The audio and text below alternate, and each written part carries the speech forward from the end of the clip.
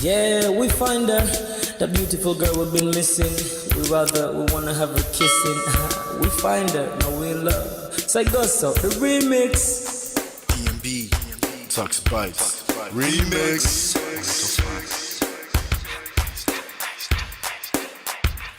Now if I have to lose you like a bad phone connection, I change my game to get a better reception. Sit back, let's start this interaction. Don't fight the feelings, just a chain reaction. Your heart won't give you the wrong instructions. Like my GPS, yes I got the right direction. We gotta merge together like a road intersection. Last stop is gonna be my love and affection. I ain't like the mother dudes, they wanna call you shorty, but I'ma call you a beautiful girl. I took your picture home, my mama saw it, she's a very, very beautiful girl. I wanna put you in my video, cause you're so beautiful. You're a beautiful girl. So when you hear us in your radio, turn up your stereo. It's a beautiful girl. Gotta find a shorty, what's worth of a lady. It's nice but maybe doesn't look like 40, yeah. It's taking a little time. I wasn't seeing no signs, any traces of my baby. Who's gonna be my baby? But I thought I'm gonna take my time. Within it took a long fine eye. I saw a shorty passing by. She's got this very pretty smile. He was right at the bus station. I tried to make a conversation, holding her arms, feeling so tough. I felt this sensation.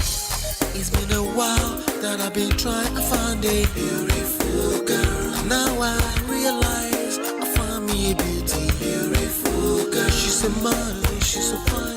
I just wanna take it by. Beautiful girl, sparkling eyes, a killing light. I found me a beautiful girl.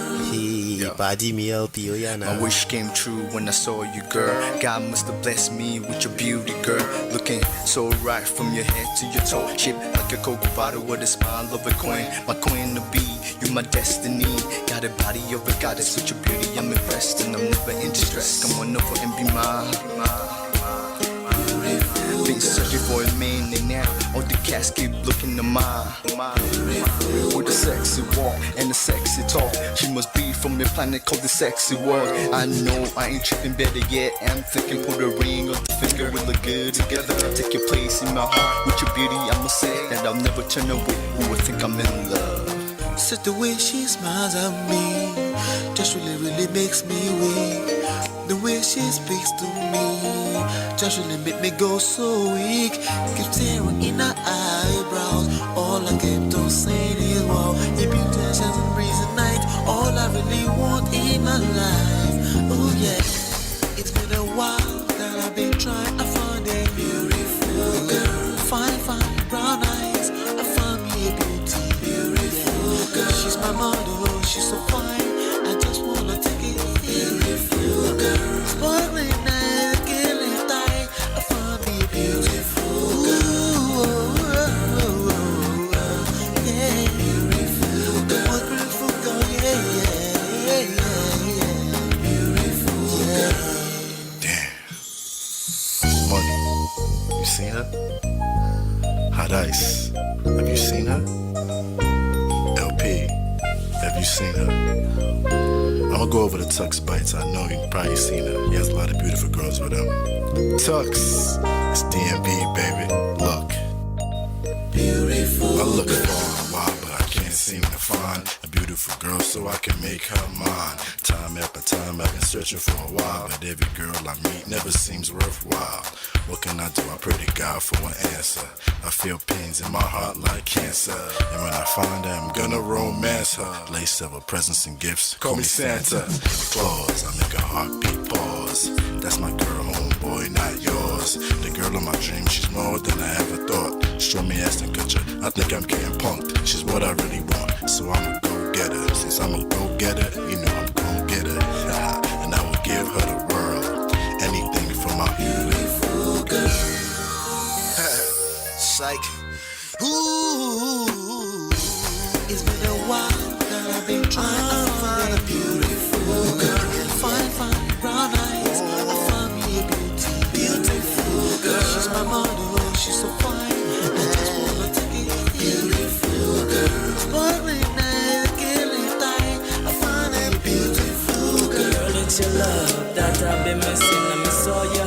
you touching and kissing. Make love on the floor, the couch in the kitchen. One love enough, we done enough. Man of prestige. Ha! Now this guy win. Now you win. Now you win today. Now you win. Now you win. I agree. Man of prestige. Now man you be. I'm sure some people will be jealous now the way I talk about Ola. But I have learned a lot from him. That's why I keep telling you to follow him. If you don't follow Man of Prestige, now you know.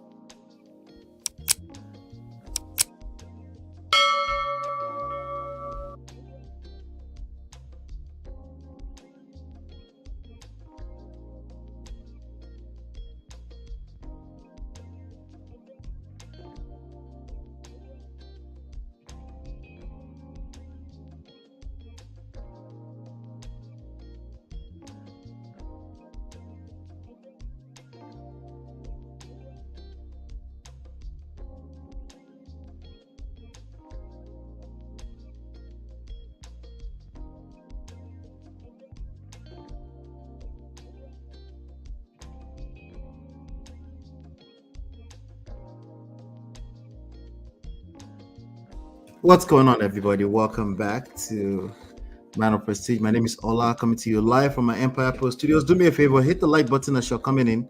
Hit the like button, share, subscribe, turn up your notifications so you're notified when we go live. So thank God I checked my audio just to make sure everything is good. Again, what we do here is we cover life and relationship lessons extracted from trendy topics. And again, let me make sure all is well now, just before we continue. All right, we're good to go. Yeah. All right. So we cover life and relationship lessons from trendy topics. We tackle them from the self-power, social seduction, attraction, emotional intelligence.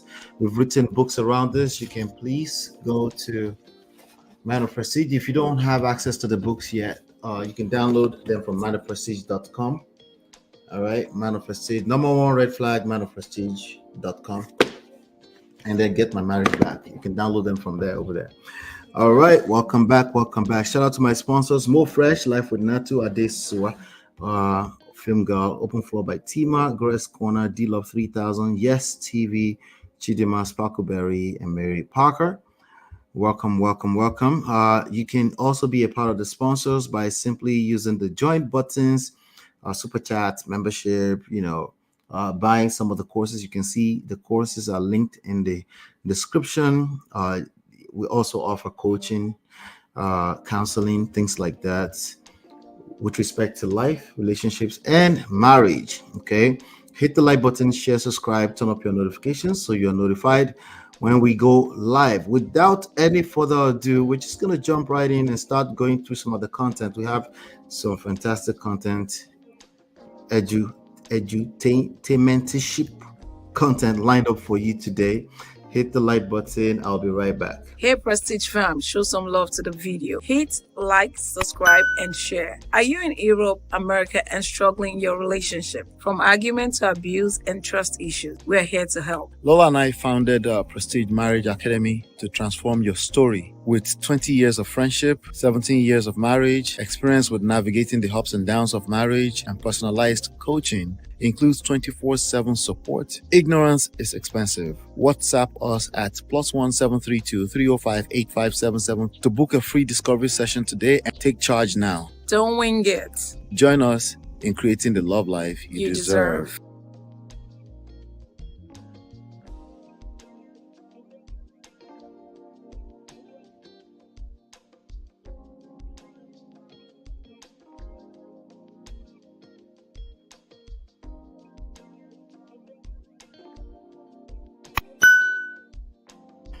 All right, let's watch this video and I'll be right back to review it. Let's watch this video between LATERRAS Whitfield of Dear Future Wife and the guy called Tony Gaskins. These are relationship gurus.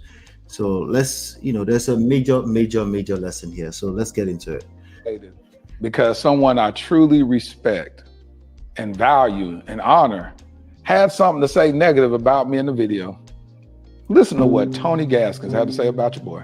And the guy who is giving everybody in this type of sin a platform. LATERRAS, you know, I believe he is a wolf in sheep's Welcome, clothing Jim. with that wifey podcast, and he Welcome, dear wifey, because to my understanding, he cheated on his wife and divorced her or something like that.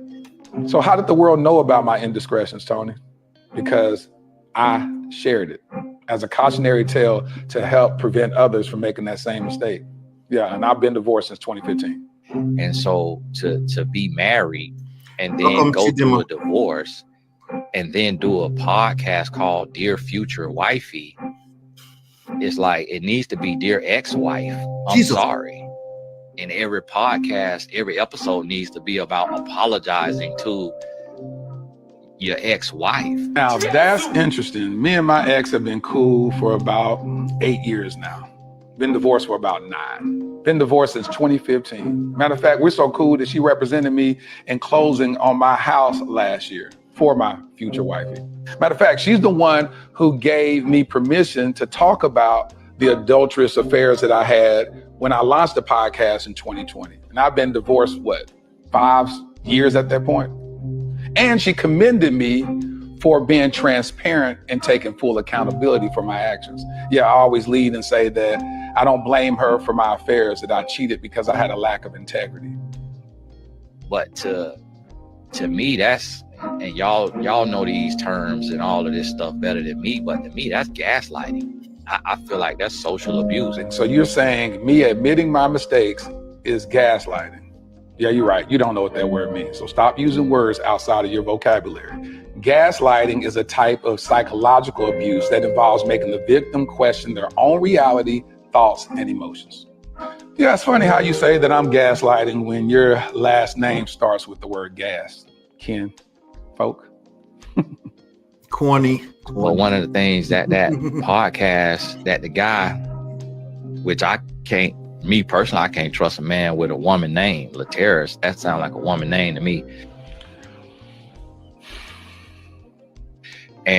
But the fact that I'm out here and I'm a loud voice in this space, and he never once reached out to me to come on his podcast. And people have said they have suggested my name, and that he wrote them back and said, I would love to have him and his wife on the podcast, which is a no-go because everybody knows my wife doesn't have a desire to sit on a couch and talk or to be a speaker or to be a life coach. And as you see, that is of God, because for one, the Bible talks to us about these things. And my wife, she's more biblical in the sense of the part of the Bible where it says that it's circumstances in the Bible where a woman is called to speak. But outside of that, in certain regions of where the word was being taught, not every woman was called to speak. Not every woman was authorized to speak. Of course, I asked for you and your wife to come on the podcast. I mean, she's the recipient of this amazing relationship advice that you give. Why wouldn't I want her to be on the podcast to share y'all's love journey? I believe people could be healed and touched and set free from hearing this amazing love that you guys share. As a matter of fact, I encourage all my married guests to bring their spouses on the podcast. It creates a more balanced interview. But now, if your wife is shy and doesn't like being in front of the camera, I totally understand that. Now, it's new to me that you didn't believe that a woman should speak publicly unless she's been anointed to do so. We're not talking about preaching a sermon. We're talking about literally doing an interview about your relationship. But again, that's your household. It ain't got nothing to do with me. A few moments later, the company was trying to produce a show. I can't even remember what it was about. It could have been a matchmaking show or something, me and my wife, or it could have been another show. It was just me. But me and my wife had a matchmaking show in the works, and they said she stole the show. She was way better on camera than me. So I mean, adding up here, y'all were about to have a whole matchmaking show years ago, but asking the two of y'all to come on Dear Future Wifey is a no-go? Make that make sense. Bro, I ain't got nothing but love for you. Real talk. And there's always a seat for you on the yellow couch. I invite you to come on Dear Future Wifey podcast so you and I can chop it up like two brothers, two Christian brothers. And I still don't got beef with you. I'm pescatarian. I guess I find... What the hell is pescatarian? Oh my God. All right. What do you guys get out of this? What did you guys get out of that? What you just saw transpire is a major, major, major issue, believe it or not, with marriages today. But I'm not sure if you guys see what I see. I'm not sure if you guys see what I see. Okay. Now this man, I have respect for these two men, because it's not too many men that can have conversations around relationships, at least at the level that I know both of them are capable of doing it. So I have respect for them, and nobody is perfect, but there's a major lesson here, so I had to talk about it. I actually, generally speaking, I like to leave other coaches alone, because nobody's perfect, and we might have I might disagree. For the most part, every single one of them, I have major things I disagree with, but they're useless to talk about unless we have real life examples where we see my strategies play out as opposed to whatever is the popular strategy. But I generally like to leave coaches alone because, again, there's no perfect anything or strategy, people, human beings. There's no, what makes what I offer along with my wife, what makes it work is the active listening part of it. We're not manufacturing anything out of thin air. We have the utmost respect for your stories when we offer solutions, as opposed to some generic nonsense that was extracted out of a book somewhere. So that's what makes us unique and different. And we are coaching together. I tend to be on the forefront, but we're coaching together. I'm making sure that there's perspective from both ends before I offer them, and that it makes sense to a typical man, a typical woman. But let's talk about what is the major issue here. Let me see what you guys are talking about. What's the major issue? What you guys pick up from this? I see earlier that not to say I feel Tony is judging. Absolutely, it's definitely extremely judgmental in those rhetoric. But it's not the first time I've noticed he's doing that. Especially when it was featured on Cuddly Initiated. I detected it. I might have mentioned it in passing, but I just thought, okay, just leave this guy alone. but it's extremely judgmental. But I just kind of like push it to, okay, it's just religious, so let's leave it alone. Religious or religion in general can come up very judgmental in that manner. But when it's an attack directly at somebody's character, we have to start paying attention at that point in time, right? He wants LATERRAS to be like Kyries, always talking about his ex. I'm just as confused as you are. The only thing I can pick up from all that is that he's always right and everybody else is wrong. And he's right because the tone is that I'm right because I'm quoting Bible. That's the tone. And I grew up all my life saying that. So I'm not shook by that. I just laugh at keeping moving, I literally grew up seeing that all my life. I promise you. So I don't make a big deal out of it. I just think people that do that are doing it because it makes them feel safe. But again, we got to be careful once it becomes you're attacking other people's character on a massive platform. He is followed by, like, each time you see, shout out to all 9 of you, by the way, all 8 of you. I appreciate you for being here. I think Tony has at least 300-400 people watching him live at any point in time.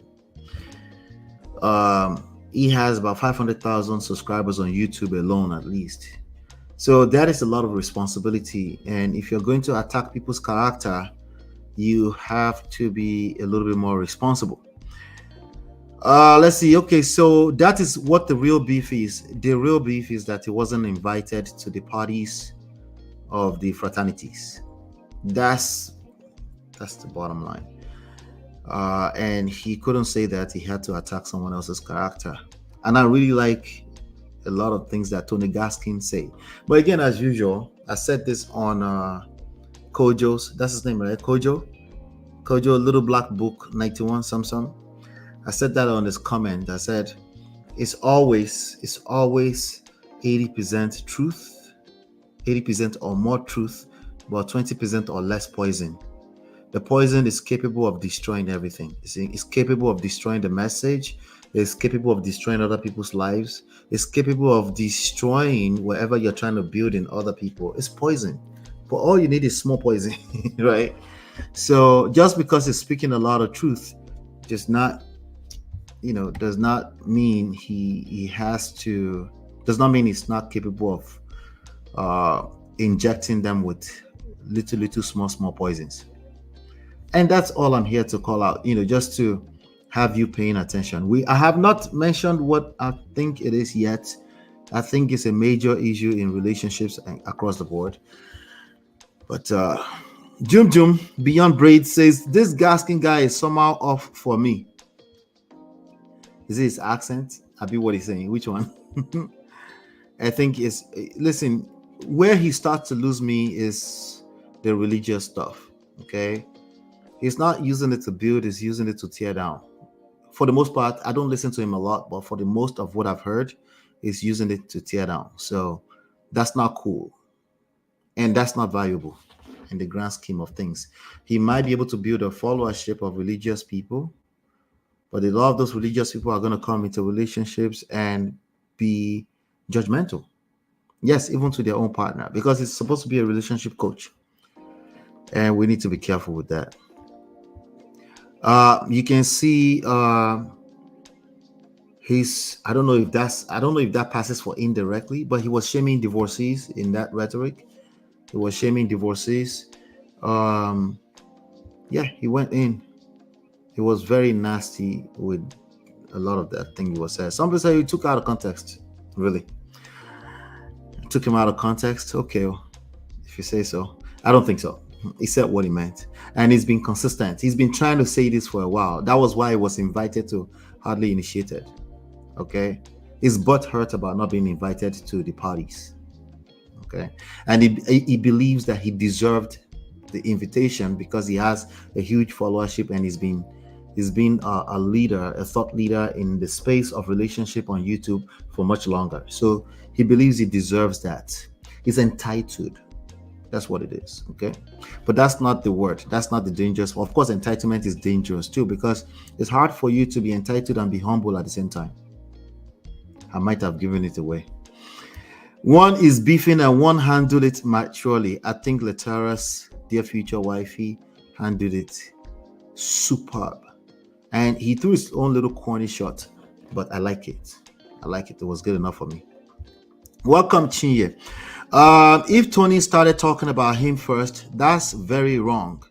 Plus, he was judgmental. Tony, too, has a past that he has spoken about. So how is he different from LATERRAS? Just because he's married and LATERRAS is divorced? I mean, that's all he could point out. And I don't think he's self-aware at all. I don't think Tony Gaskin is self-aware at all. I think he struggles with self-awareness. There's no way he's able to say everything he said in that short video, and he claims to be self-aware. Okay? Self-awareness would take care of the judgmental thing.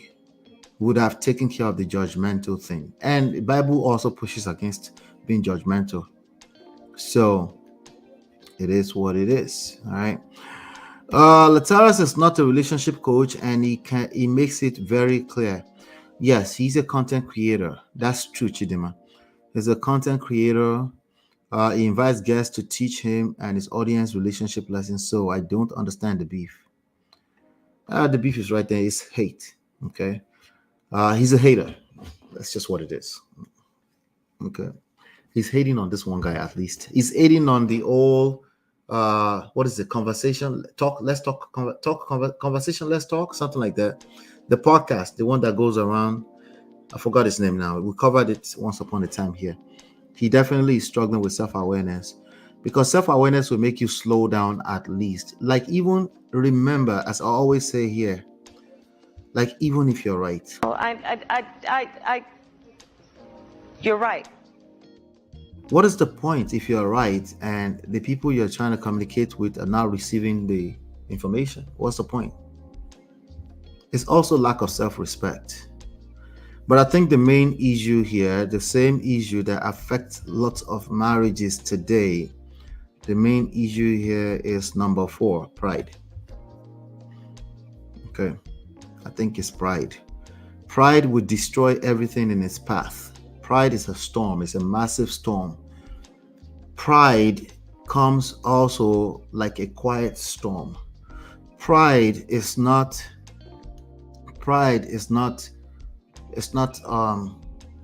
always obvious. It's not like, oh, I'm pompous, I'm APC bishop. That's not pride. Okay. That's the easiest ones to catch. Okay. Pride is not the one where, you say, because they are from Anambra, they are very private. That's not pride. That's not the kind of pride that destroys marriage. In fact, that one is probably what attracted you to that man. I'm talking about very, very quiet storm that would destroy everything before you catch it. All right. That's what I see, because I've heard Tony actually speak about pride. This one is one of those very dangerous ones that he can't catch. And I wanted to point it out to you that it's a quiet storm. That's why I covered, that's the only reason why I covered this. It's a quiet storm. You can't smell your own yash. You cannot smell your own breath. Sometimes you need other people to tell you. Okay? Not sometimes. I actually think all the time. You know how you do it? Like, I'm still laughing at you because you need somebody else to tell you most at times. Okay? If you have to do this, that means you're already suspecting something. Remember, it's a quiet storm. It's something that comes from a blind spot. It's something that comes accompanied by the fact that you could be right. Well, you're right. Yeah. So pride and your quote unquote righteousness are not mutually exclusive, right? Although the scriptures also talk about your righteousness in the eyes of God, right? We already know what that is, right? It's poto, right?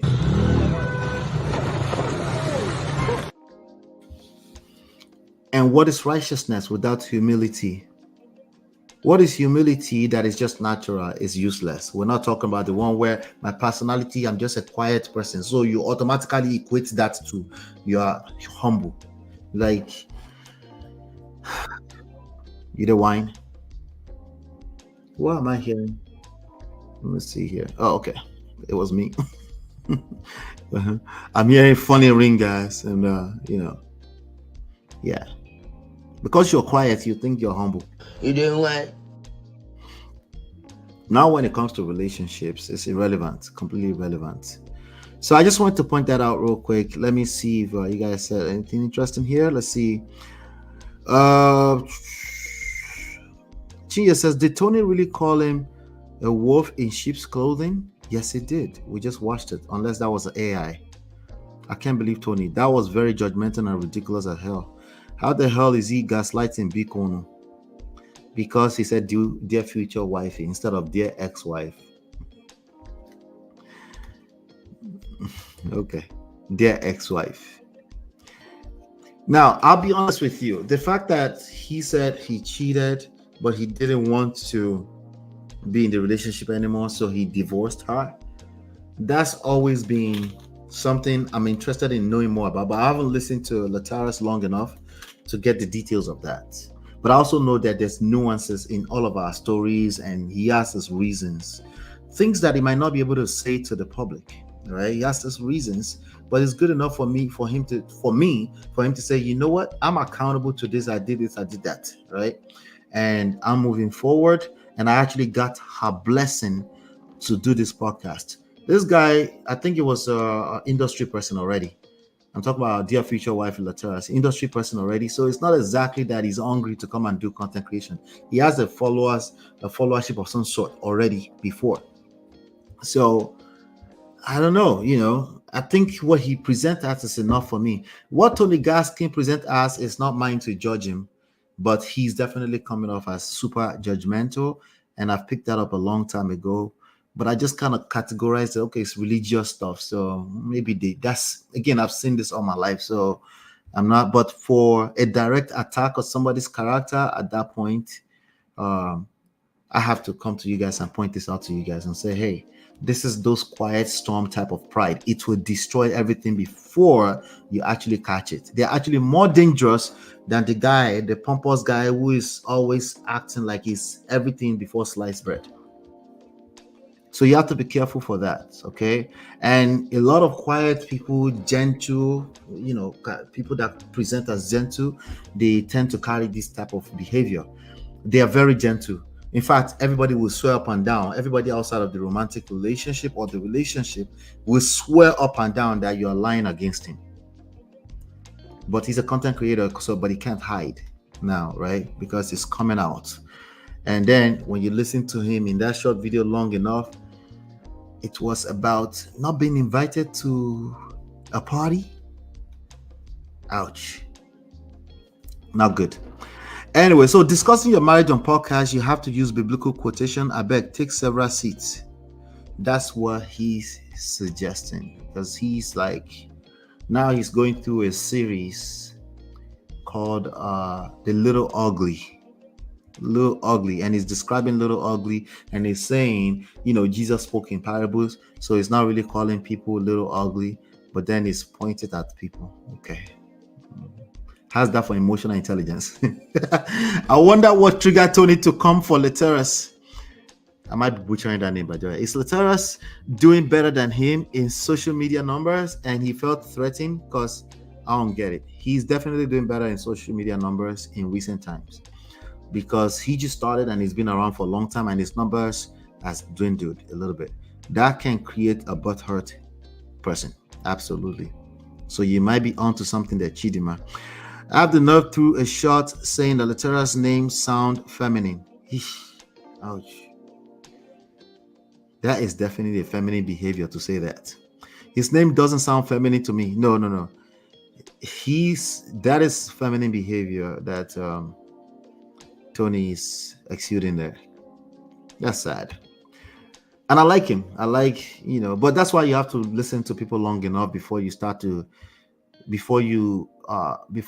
endorse whatever they are saying. I've learned that the hard way, by the way. I have to listen long enough before I endorse people, because sometimes they say one thing that you really like, and then later on you listen to the rest of it, the rest of the majority, you're like, Jesus Christ, where's that coming from?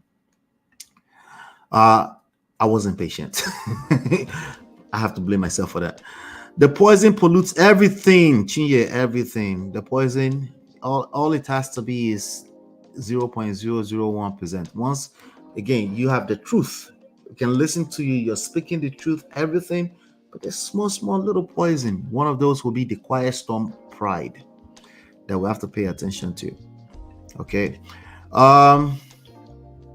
Let's see here. What else did we miss here? Welcome, D. Welcome. Wow. Why is he hating on LATERRAS? He has amazing content and bring wonderful guests that he learns from. I just put something on my Twitter page just a few minutes ago. Let me see if I can find it. All right. So I'm trying to build our Twitter page as well. So if you're on Twitter, please engage over there. Okay, so I'll be dropping some one-liners on Twitter every now and then. Let me see. I'm trying to remember what the exact quote is, but okay, there you go. So my Twitter page is _man_of_prestige_. So you can see here, staying in your lane is instant success. Staying in your lane is instant success. Oh, funny enough, I actually tweeted something about Tony Gaskin 4 hours ago. I said Tony Gaskin is not hating, but he's Googling people to find what exactly. Because in one of his videos, he said he was Googling somebody, and then he ended up criticizing the person. I think he was talking about LATERRAS, I'm not sure. But it was, but he Googled the person's name, like, well, you're Googling to do what exactly? Anyway, staying in your lane is instant success. Now, the problem is that a lot of people, they don't know what their lane is. They're jumping back and forth. between their lane and other people's lanes. They're busy comparing themselves to others. So of course they're confused, and of course they're failing, right? But the moment you identify your lane and you actually learn how to stay in your lane, it's instant success. I think the reason why I'm saying that, I think Tony Gaskin and Dear Future Wifey are on two different lanes. They might be talking about relationship, but they're two different lanes. They don't have to compete. They don't have to compete ever. Okay. And for me, as far as I'm concerned, as long as I'm able to turn this on and I'm here, I'm good to go, because it's pre-recorded. Sorry, it's recorded and people can watch it later, right? The way it stands right now, at least 100 people will pass by here on any given live session I do. So, but there was once upon a time, right? Once upon a time, I would be here and it's just 0 people throughout the whole session, right? I'll be honest with you, it was difficult. It wasn't easy, okay? But when you are engaged in your purpose in life, that's what I mean by lane. When you're engaged in your purpose, you can engage your purpose and you can disconnect too. You can have moments in life when you disconnect from your purpose, and then you have to find your way back to it. But when you're engaged in your purpose, when you're engaged in purpose, period, that's the lane. You staying engaged in that lane is instant success. When you disengage from purpose, you lose yourself instantly. Something just doesn't feel right immediately too, right? And that's what this is. And you know what pride does when you mix that with pride? It will tell you like, just right? And it can be very confusing, right? So to him right now, I believe he's convinced that he's doing the right thing because of the Bible aspect of things. I believe he believes that. But then at some point, you got to start paying attention to the fruits, right? Well, the scripture talks about by the fruits, right? You have to start paying attention to the fruits that you're producing. Like you might be disconnected from God and you haven't paid attention to that. Anyway, let me stop preaching. It was more of her wanting to leave the relationship than him. Oh, it was. Okay, so I haven't listened long. TG thinks he's better than most men because he has been married and faithful for his 17 years alone. That's sad that he thinks that way. That's a myopic way of thinking. It's very sad that he thinks that way. Right? In fact, a lot of people struggling in marriage is because they think that way. Anyway, yeah, like MOP says, when you talk a lot, you tell on yourself. He said LATERRAS didn't invite him. Yeah, he kept talking. And he's been talking. He's on a series now called The Little Ugly. And he's talking about all this whole thing. And in one breath, he would say, I'm not talking about anything. I'm talking about the whole body of Christ. But then he went ahead and mentioned some names, apparently. Yes, he thinks it's better also because the biblical aspects to it. I can see how his pride can play very negatively in his marriage or in all his relationships, because this is a form of relationship he's actually looked up to as an OG, right? And he's getting butthurt before he could actually get the proper invitation, right? And I think he's overreacting, but that's what he does, right? Tony Gaskin believes that they are all copying his work. That is stupid. It's like somebody saying I'm copying their work. Well, mine is very hard to say I'm copying your work. In fact, the next segment here, we'll talk about that in a second. It's very hard for anybody to claim I'm copying their work because we have a very distinct difference in what we deliver from everybody else. So I actually believe it's very hard to copy what I do, right? Because you know how people say they don't know what side I stand on exactly. So it's very hard. If you try to copy me, you just collect on the next day, like you're still missing it, right? Still missing it, right? So yeah, he believes many people is copying his work, and that's essentially shooting himself on the legs, unfortunately. Their future wife is for the wife in the future that is looking forward to marry, so it cannot be freaking their ex-wifey. Everyone wants to claim they are the first relationship content creator and everyone else is copying them. Yeah. If you copy what I'm doing, I like when Chidima, Natu, Chinye, a few other people, I like when I've including there's one more person here. Definitely Marriott and Film Girl. It's almost like they know, like they've mastered this stuff that I'm sharing to a large extent. I like it. I'm flattered whenever that happens because it tells me. So I don't mind if it gets to that point at some point where people are able to teach what we're offering almost verbatim. But I've always talked about, you got to be careful with that because everything is a moving target, right? You should be always actively listening. I'm pushing against making it religious because I want you to not make assumptions. I want you to be actively listening in your relationship so you can serve better, which automatically equates to you are getting better, right?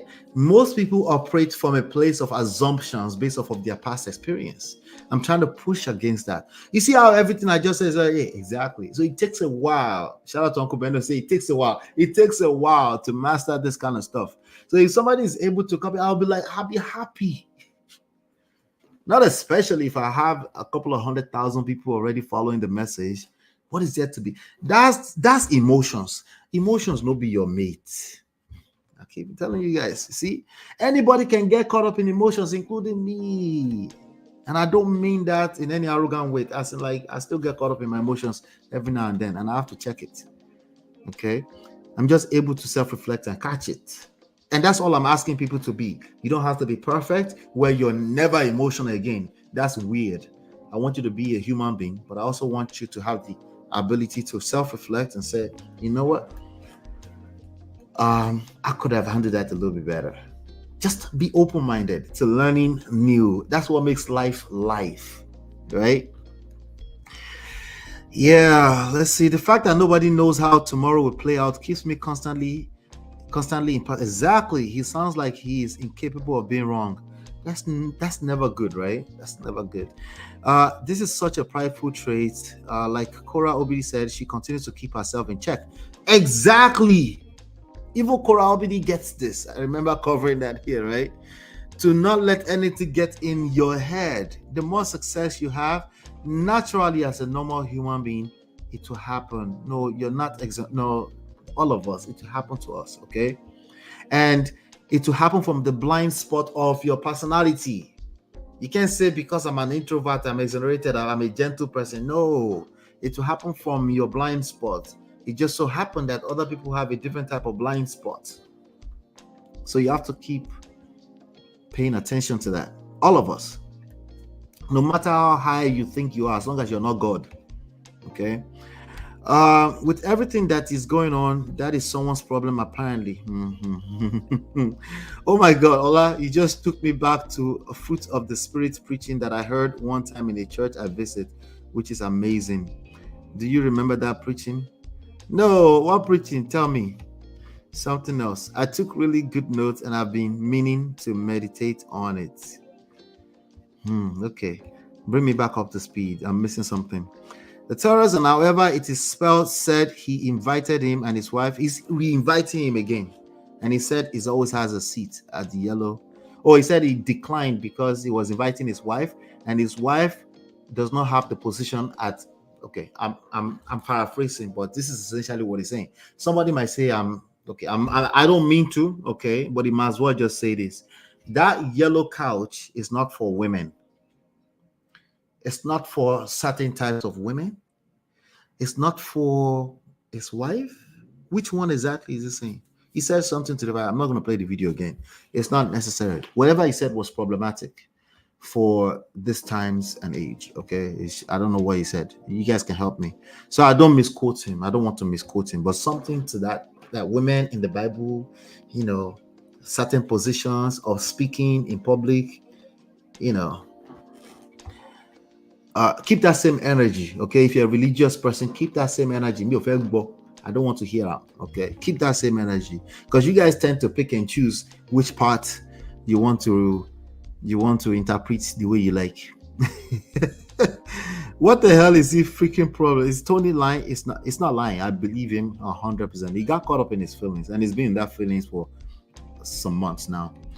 You cannot copy MOP, but can draw inspiration from his basics. I think so. But somebody never say never, right? never say never. You know, my goal is to replicate what we're teaching, but in a way that maintains emotional intelligence and active listening. Okay, there's no, like, this book potentially will become obsolete in 20 years from now. That's just a fact of life. Okay, I'm going to talk about this book in a second here. All right, so, and I see his wife leaving him later in future. He should go and ask Judge Mattis. Wahala. Jum Jum. When Jum Jum drops, it's like boom. Anyway, Cherish Oliver, good to see you. Welcome. I miss your number one student. It has been D. I was going to say D. D, you're part of it. Sorry. D, I miss your number one student. It has been a while I heard her voice. I cannot remember her name. D, you're part of the list I mentioned earlier, by the way. I almost missed that, but thanks you're here. There are a couple of people here too, you know, that I probably missed their names, so I apologize because we're doing the Lord's work here. I didn't want to say it so it won't be like I'm wishing them bad, but you no, listen, no, divorce can happen to anybody. Like there's no, that's why one day at a time. It doesn't matter how many years you're counting, it's one day at a time. You have to keep an open mind, you have to keep learning. The moment you stop learning, that marriage is dead immediately. Okay? Yeah.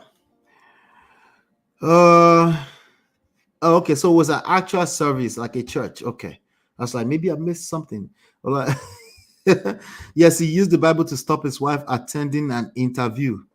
Oh, so if his wife is invited to speak at the White House, he won't let her go. Where is he smoking? That's what he said. He said it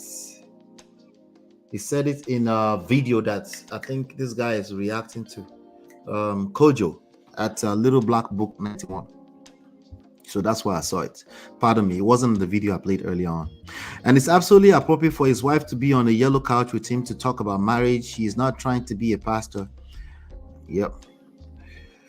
All right, so pride, number 4. It will destroy everything in its path. It will come from a blind spot. Okay? It doesn't matter how righteous you think you are or how much you think you've mastered the Bible. You're capable of pride. If you're a quiet person, your pride is probably more dangerous. Just off my assessment right now, I won't say that too loud because pride is period. Pride is destructive 100% of the time, period. Okay, now there's a different type of pride I want you to have in the form of self-esteem, right? So some people might use that interchangeably with pride. That's not what I'm talking about. I'm talking about the one where you think you've mastered it all and you don't know how to stop yourself when you start to attack other people's character. Got to be careful with that. You got to be careful. So do me a favor. Let's leave Mr. Tony Gaskin alone.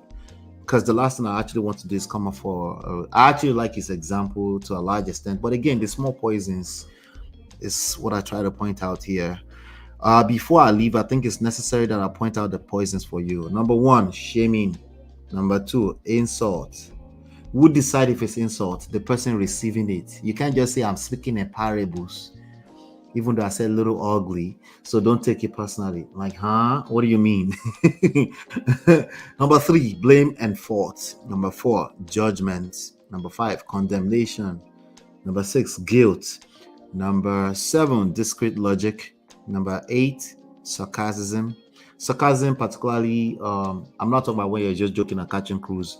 You know what I mean when I say sarcasm. Condescension, particularly in romantic relationships, sarcasm, condescension, right and wrong, obsessed, very similar to discrete logic. Those are the poisons in the form of anti-seducers. That's them right there. Brute, no patience. Suffocator, neediness, clinginess. Number 3, moralizer, police. Police, the policeman, the God's policeman on earth. Is anti-seductive behavior. Bumbler. So how do we hold people accountable? Let's keep talking. That's a good question. That's a good question because it's necessary to hold people accountable sometimes. Okay. Let me leave you with this. When we talk about that value, what does value look like to that person you're trying to hold accountable? You cannot disengage from what value looks like for that person and talk about you're holding them accountable. You will miss it. You'll be operating from a place of pride. And I'm not holier than thou. I have to keep checking this on a daily basis. Okay. We all have to keep checking this, every one of us. Okay. All right.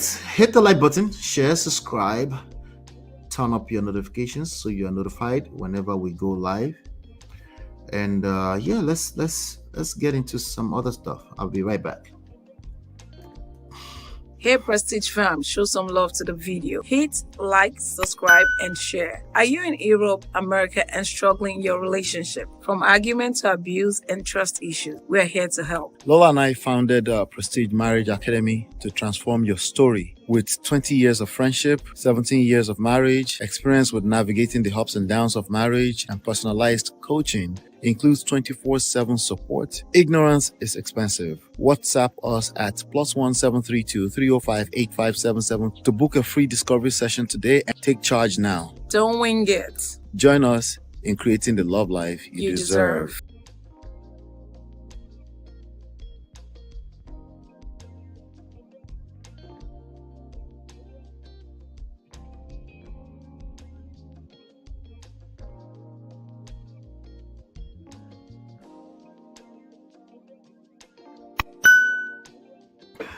All right, welcome back.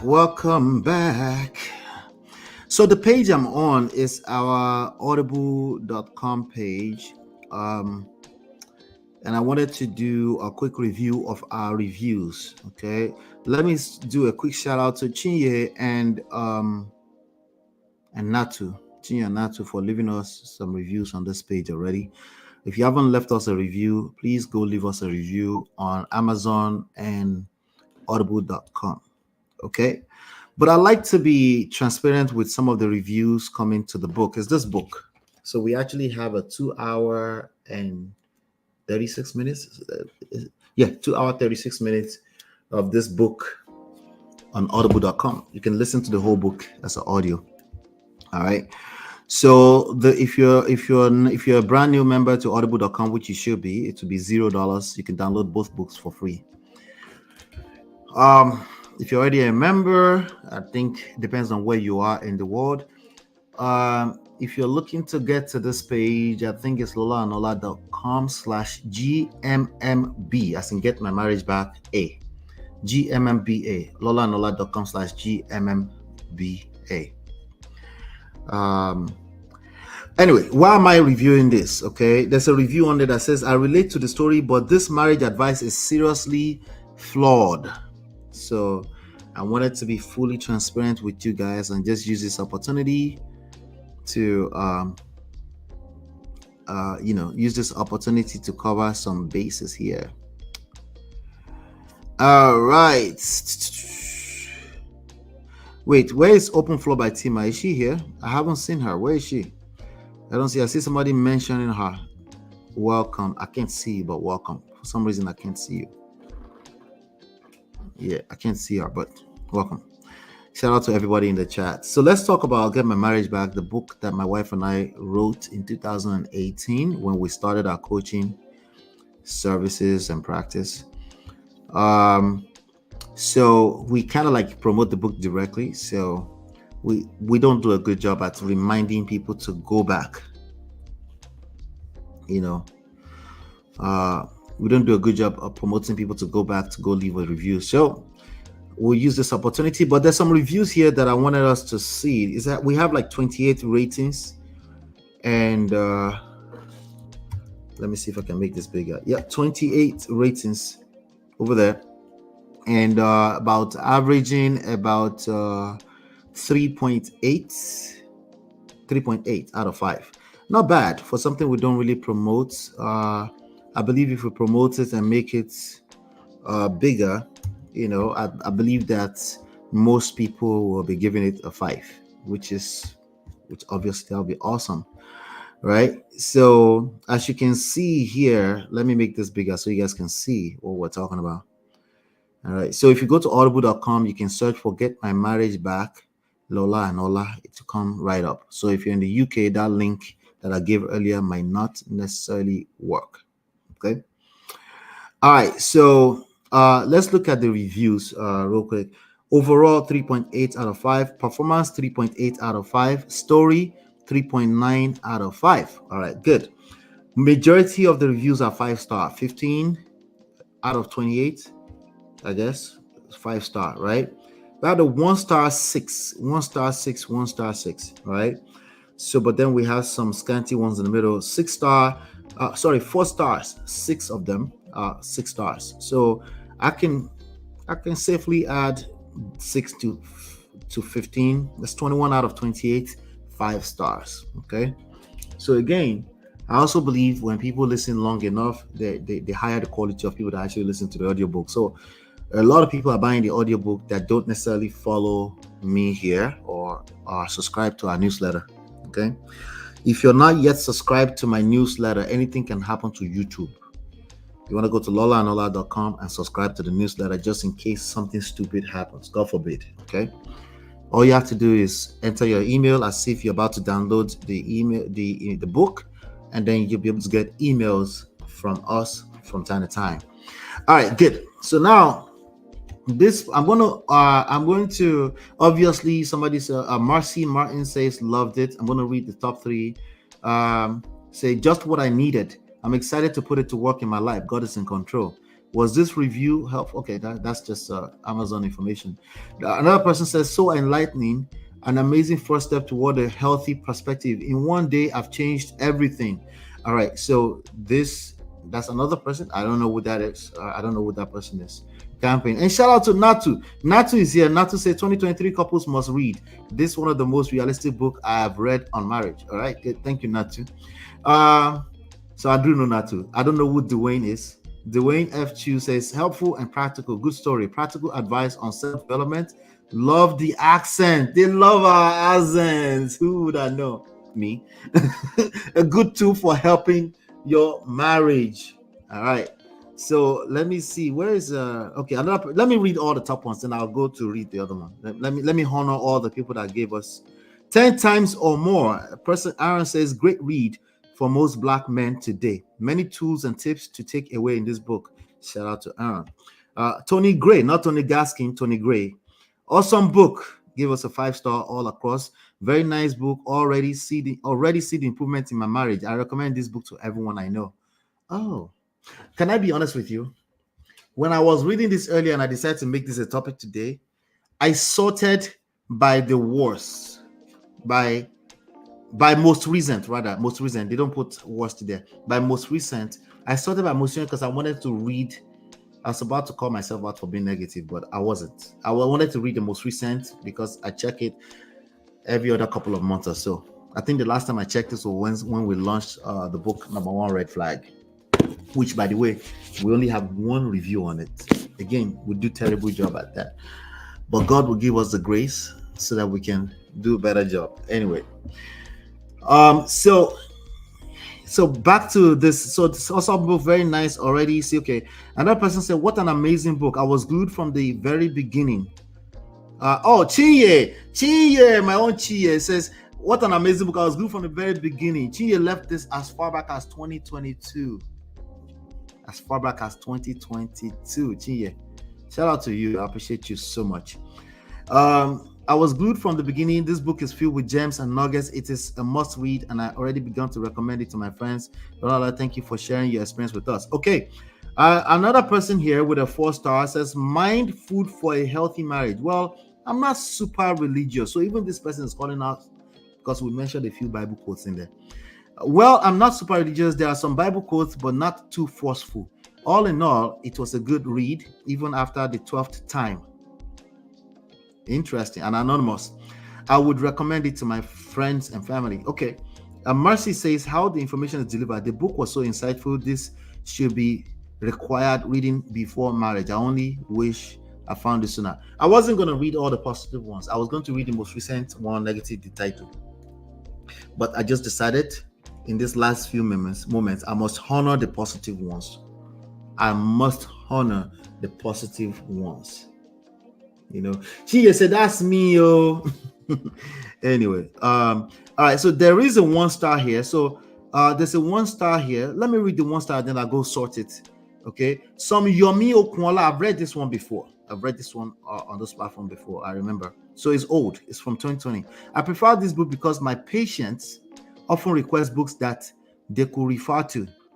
Okay, so Yomi Okunla.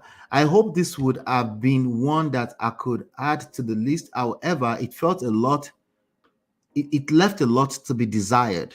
This book was very repetitive, and I left no more wiser than I was prior to listening to this book. Okay, so if you ever become an author, know that there are some people that seems like they're walking around looking for books to critique. So don't take it personally. It's okay for them to have their opinion. All right. So this person didn't leave wiser. There was not a rhythm between the narrators, and for a book that's about marriage, one would think the wife would have had a more equal role in narration. I didn't find the book helpful or useful at all. So sorry to hear that. Now, let's get back to the one that is among the most recent. So I'm sorting by most recent. Before I go to most recent, I want to see what you guys are talking about first. Let me see. Did you say flaw? Okay. Did the reviewer point out the alleged flaw? I think so. We're gonna talk about that in a second. Okay. You know, if they talk enough, they always tell them themselves, right?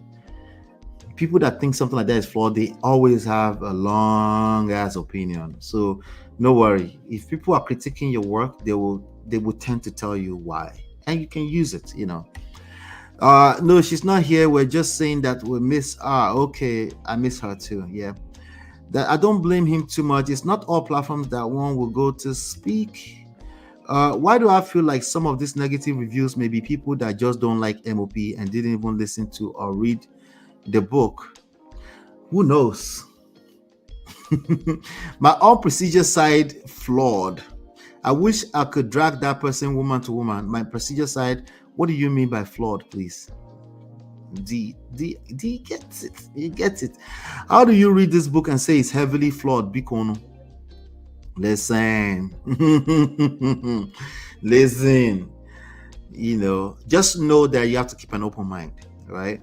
It's a book that we are, like I told you, in 20 years at most, is going to be completely obsolete. Why? Because I remember my father wrote a book called The Old Behavior when he first retired around 2005-6-ish.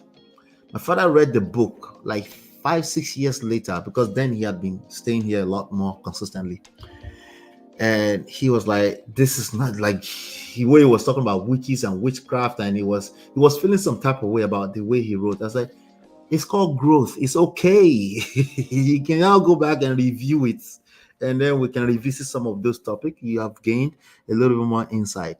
So the person that said they did not get wiser after reading the whole book, that's a personal problem, because no matter how bad the book is, there's no way I won't grow wiser after reading the book. No matter how, and I'm not saying that just to say that, at least, even if it's as simple as this is how to not write a book. Right? Again, keep an open mind. But I told you, these things are difficult. 12 times. Wow, that's great. Yeah, because I suggest that people read the book 12 times. Yeah, I did that because of a reason. This belongs to Tony Gaskins' WhatsApp group. Really? The Kenneth and APC vision of this word have gone to our Amazon reviews. Wahala. It could be anybody. It could be a woman, it could be a man. But anyway, this one on this screen, there's a more recent one. So when I saw it, I was like, oh, July, just July right there, because I know we don't get a lot of reviews. Imagine for 6 years, 28 reviews. We can definitely do a better job, right? So for those of you that are here right now with me, about 14 of us, you can literally go pick up this audiobook and read it and leave a review. I don't care what it says, as you can see. I really don't care. I just want your honest review. That's all I care. Okay. Anyway, this person, a lot of flawed logic in this. Okay, this is the person right here. I can relate to the story, but the advice is seriously issued. Lots of flawed logic in this. Okay, so obviously we can tell that this person is focus on their own idea of logic, right? Distance doesn't make the heart grow fonder. Interesting take. I'm sure they're going to tell us a little bit more. It only does so if a heart is already fond. Eh? Say what? Oh, you're right. If the marriage is broken and contempt has set in, fondness is not there. Okay? So if you already hate your husband and then you now back off of each other or some form of separation, what happens again? There's no fondness there, right? Okay. And then they go silent treatment. We do have a chapter called Silence is Golden. You have to actually read the chapter to get the context. Silent treatment, no contact, tells a contemptuous spouse one thing. Okay. No contact. Now, we don't preach the typical no contact rule. We don't do that. If you're going to do no contact, you have to mean it for the rest of your life. We don't do no contact where you back off for 2 weeks only to be looking, see if they're already checking you out again. We don't preach that. If you're going to do no contact, there's a real reason behind it. That person has not valued you and you've decided to value yourself first. For how long? You don't give yourself ultimatum. Okay? So we're definitely not giving a cookie cutter solution, right? But this is telling us this person did not read the book, right? So they probably schemed the table of content, right? Silent treatment, no contact, tells a contemptuous spouse one thing. Okay, this is also giving Mr. to know. You know, when you know too much, it's tough. It's a tough one. That's why Natu said Tony Gaskins WhatsApp group. Anyway, so this was silent treatment only tells one thing, that you don't care and have moved on with life. Okay, so they should do the same thing too. All right, so we don't preach silent treatment. Okay, we do talk about why silence is golden. We talk about silence is golden from a standpoint of sometimes you're just getting in the way of God, okay, because you talk too goddamn much. Okay, from that tackle point, you know. My flood don't collect autogloriously from woman. Oh. I am wondering if the person even tried any of the advice strategies in the book. They usually don't. They're just looking for something to critique. Usually they might have a membership on audible.com and they pick it up because of a good title, right? They're often not open to advices. They already made up their mind what they think is wrong, and they already made up their mind what they think is the solution is. It could be any one of those things, you know. So that's why you don't take it personally. They are reflecting from a personal standpoint, and it can still be a useful advice nonetheless. Okay. All right, so that's it right there. Again, distance does make the heart fonder. Because the heart fonder doesn't mean it's fondering a good thing. I don't know how to say that. It doesn't mean it's a good thing, by the way, right? But when you back off, when you take a step back, right, the mind will do what it's going to do. Okay. There's another way that we say that. I'm trying to think, right? Anyway, it's when you say distance make the heart fonder, it's not something you argue with. It's a saying, it's a parable, it's a proverb, right? And it's not something that's made off of somebody's experience. So obviously this person resents a person, or they are only looking at from the lens of a person who resents an ex-partner so badly they can't see themselves growing fond. So I guess growing fond to them is always positive. So I see where the person is coming from, but it's a bad idea to not read a book and just judge it. It's just terrible, because that's what this is That's what this is giving. But I also expect it because people will judge a book by the cover all the time. That's the reality that I want you guys to face. Remember, you guys helped me pick this cover. Anybody remember that you helped me pick this cover? This cover, right? It's after you guys helped me pick this cover that I realized that it's very similar in color theme. I would have come up with something else, but I was like, nah, let's just let it go. Let's just let it go. Right? Yeah, people in reality will judge the book by the cover. Your presentation matters, yes. So, but to what extent should you be obsessed with that is the question here. I'm not going to bother too much about this person, but the lesson here is that people will judge a book by its cover and literally make up an opinion from their ass about the cover. I know, Ben. I know. I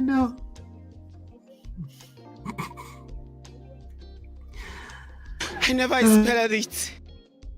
Yeah, they will. So what should you do with that? You can't go around town judging people that are judging you by their cover. You better present properly. You better spend as much time on your presentation, your diplomacy, the way you present in social society.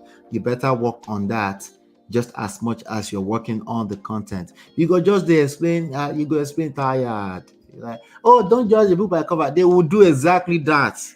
They will prejudge you the moment you walk into a room, the way you carry yourself. They will make up their mind what they think you are. They will prejudge you. Your job is to prove them wrong. If they belong in your world, if they matter at all, okay, that's your job, okay. All right, because the fight, don't judge a book by that fight. It's a loser's battle. Don't do that, okay. For those that are listening to ourselves right now, obviously we know to try not to judge a book by the cover, right? But don't use it in reverse and be entitled, because they will judge you by your cover. Welcome, Uncle Beno. I see you, boss. Flawed logic that is winning over your unflawed logic should tell you something. Oga, none the wiser. You did not come with the intention to be wiser anyway. Exactly. So even if it's as simple as, hey, this is how not to write a book, that would be something to work in. Oh, interesting. This one wrote listen, I've seen people wrote books that's literally the size of this envelope.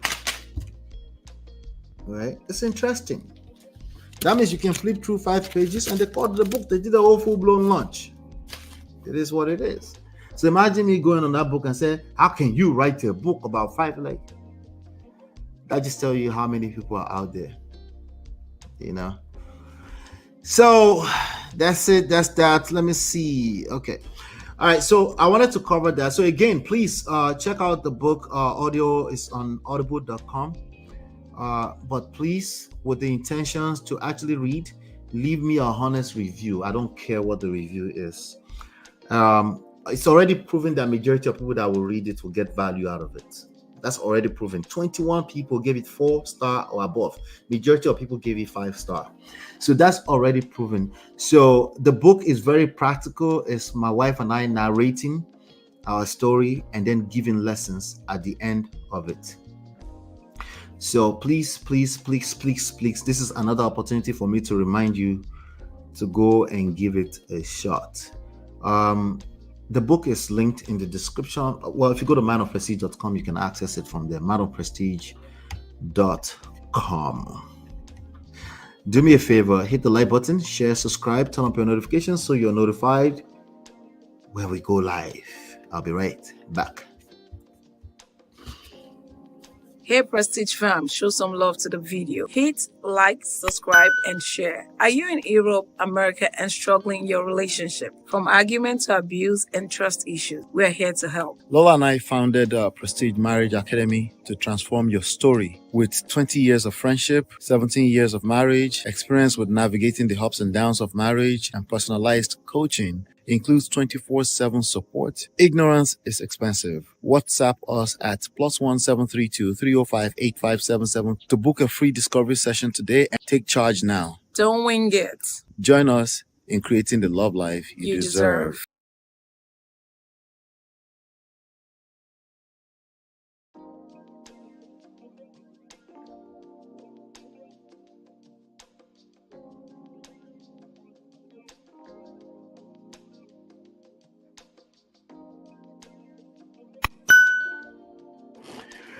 All right, welcome back. I'm gonna play this video for you. Let me know if you can hear.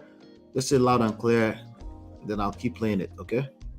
Let's see. You know, I initially was gonna take the high road in this situation and not say anything, but the reality is I cannot keep getting attacked. My character can't keep getting attacked. I can't keep being thrown under the bus because someone can't control their anxiety. Someone can't control these delusional thoughts about things that aren't real. I am in no way wanting to attack anybody. My purpose in my life has always been to protect. I haven't ran to social media every time something happened to me in that relationship. Just trust me, with all the receipts and all the things that have happened, I could have. But I chose to do what a real man does, and that is protect the person that I've been with. In this situation, I'll be very clear. I've been single for the last 6 months. You know, I initially was going to take the high road in this situation and not say anything.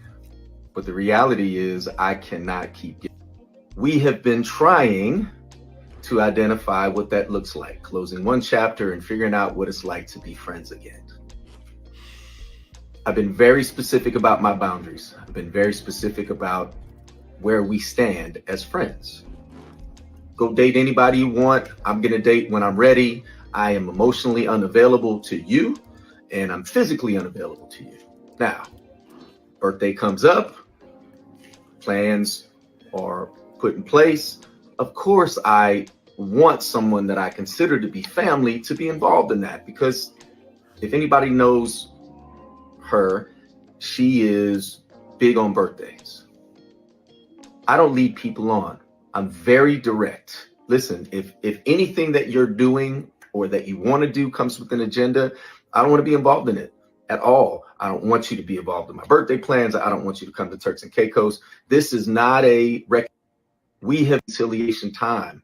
Whatever you decide you're doing is because we're friends and because I'm still being involved in my son's life. I still would love for you to have a relationship with my children, but not to the extent that you make up these stories that aren't real. I went to New Orleans. I booked my room at Four Seasons on booking.com and didn't realize that the card I'm using, which also ends in the same 3 last numbers, was tied to something that we booked several months ago. No harm, no foul. We're talking $900. Stop it. While I'm in New Orleans for a funeral, my really good 25 plus year friend who passed away, I spent time with his family. I extended my stay because I needed time to reset. So I get a call yesterday. Hey, did you stay at Four Seasons? Yeah, I did. In fact, I extended. I gave them my reconciliation time with a card and everything's good. Why, what's up? Oh, well, I got a call about some chick who used my card at Four Seasons. I said, that's not possible. This is funny. Ha ha ha. What are you talking about? Well, I thought we can be friends. We can talk about it, but this is laughable. I didn't stay with anybody at the Four Seasons. I'm not seeing anybody. Wasn't on a date. None of that. If I was, you're my friend. What do I have to hide about that?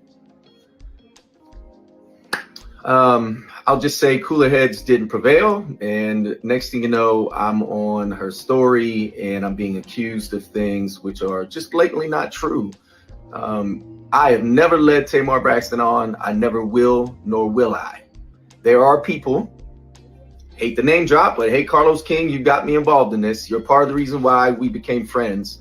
But I've been very clear about my boundaries. I've been very clear about wanting to have a friendship with each other on their stories and call each other out on stuff. Like, look, if there was a mix up with the card because of booking.com, yo, that's a quick fix. It's already taken care of. I've already contacted Four Seasons and they've already issued a refund and they charged my card. It's that simple. Where did this random woman come in that you called a tramp? Somebody I became friends with on Instagram like maybe 3 days ago. It's just a reach, and I'm tired of having to stay quiet and not defend myself. Yo, mental health is real, and I understand how sometimes anxiety can get the best of us, but you just don't go on social media and start attacking somebody you say that you love, that you care for as a friend, and then you post pictures of you and my daughters together, but then you're throwing their dad under the bus. It's not cool, man. And the unfortunate reality is I thought that I could be friends and try to maintain each other on their stone type of friendship, but that relationship is done. And I didn't want to come out and like 6 months ago and be like, hey, I'm single again, because then people are like, oh, you're sassy. What? This is the reason why I did it last time, because of this assumption that I'm leading somebody on and that I'm cheating. I have never cheated in my life. Find a woman that will tell you I cheated on her. I'm not successful because I cheat. When I'm committed, I'm completely committed. Now, I'm not going to go there. There's a lot more I could talk about. I'm not going to do it because this isn't about revenge. This is about saying, hey, wait a minute. This shouldn't have happened. Picking up the phone and talking calmly and saying, hey, Jay, I got charged on my card. You stayed at Four Seasons. Okay, cool. But then you had to find a random narrative to go with it. It's messed up. And the truth is now there's with her. Again, here I am defending myself because of all of these assumptions and all these internet bullies who don't have a clue, not one thing. They don't know nothing about me with her. Again, here I am defending myself because of all of these.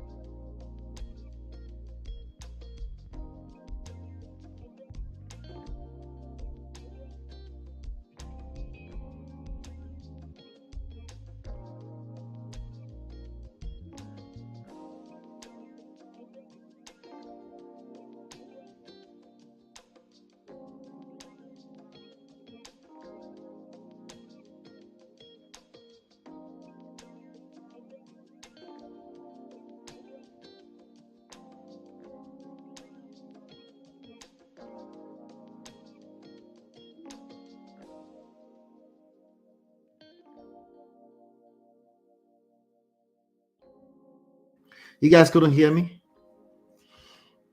Anyway, we're talking about Tamar Braxton. Tamar Braxton, let's just call her Tony Braxton's little sister. Tony Braxton is my only crush outside of my wife. And, and this is a glass goes between her and apparently her ex of 6 months. Anyway, this is a case of celebrities bringing their stuff on the internet to, for us to hear. Maybe we can help them settle it, right? Anyway, we can't help them settle it, but we can probably learn one or two things from it, right? So this I wasn't going to talk about this. And then, as you can see on this page, 10 minutes before, 10 minutes before I jumped on was when this came live, when Tamar decided to respond. So I was like, oh, okay, we can learn one or two things from this. Let's do it. All right. So hello, Mags. I'm the cloud chaser here because I know people are going to eat this up, but I hope they eat the lessons as well. I didn't think it was a good idea for her to go back to that relationship. I have no idea what was going on with their relationship, but I'm just interested in this conversation. So she's going to talk now. Let's hear her, right? Shall we? And I'm watching TV. I'm hearing this for the first time because, again, 10 minutes before I jumped on was when this was published. And I get a notification that my card got used. Look at the date, to the Four Seasons Hotel in New Orleans. Now, I know I'm not in New Orleans, right? Okay. So I called him and I'm like, yo, you stayed at the Four Seasons this weekend?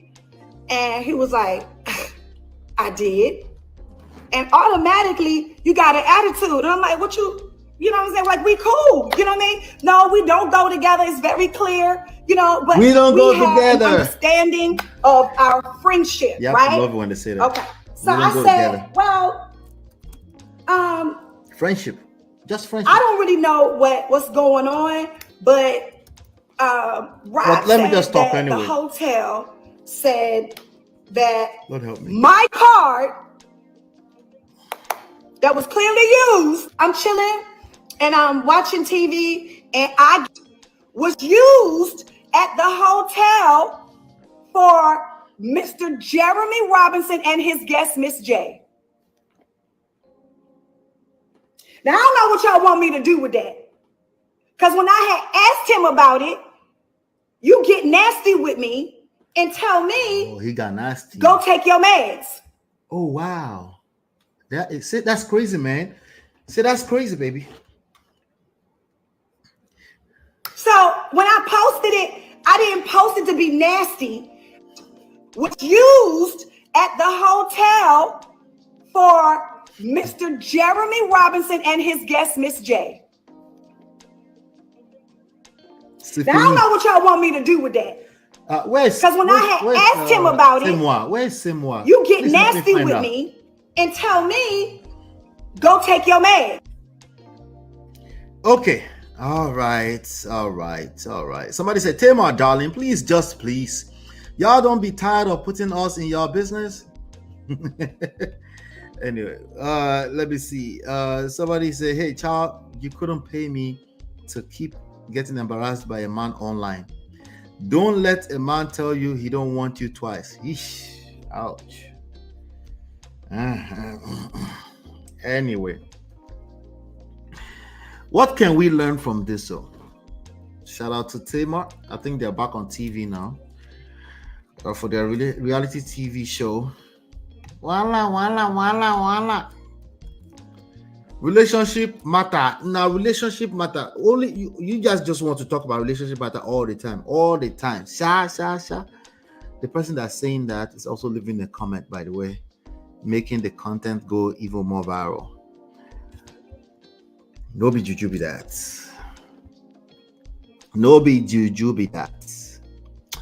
Anyway, I wanted to see what we can get out of this, right? We'll send out to Shalaye now. Wow.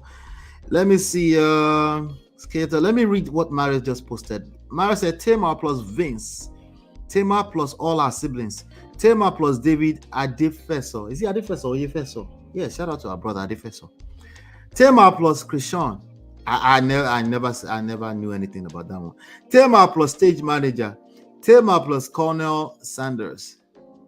I didn't know all this. Tamar needs meds permanently. Eesh, ouch. I didn't know all of that. I didn't know all of that. Anyway, let me see what else is going on here. To avoid toxic relationships and to heal before you deal. Facts. Chinye, you get it. Listen, I saw Tamar drag Vince on live TV, on reality TV shows. I know where she me. I know Vince. I pity Vince. Now, NOP, sorry for the Yoruba. Vince's mouth was no good either. Okay, Vince's mouth was lethal when he got angry, which is obviously what, part of what killed their marriage. But I didn't think she was going to get anything better. I'm sorry. Oftentimes, people don't necessarily go to better. How do we know? We know the numbers. 75% of second and third marriages end up in the same poto. Because people never do the work they need on each other. All right. She said then he lied and said it was $900. That guy was lying. That guy hasn't been single for 6 months. I don't believe him. At least he was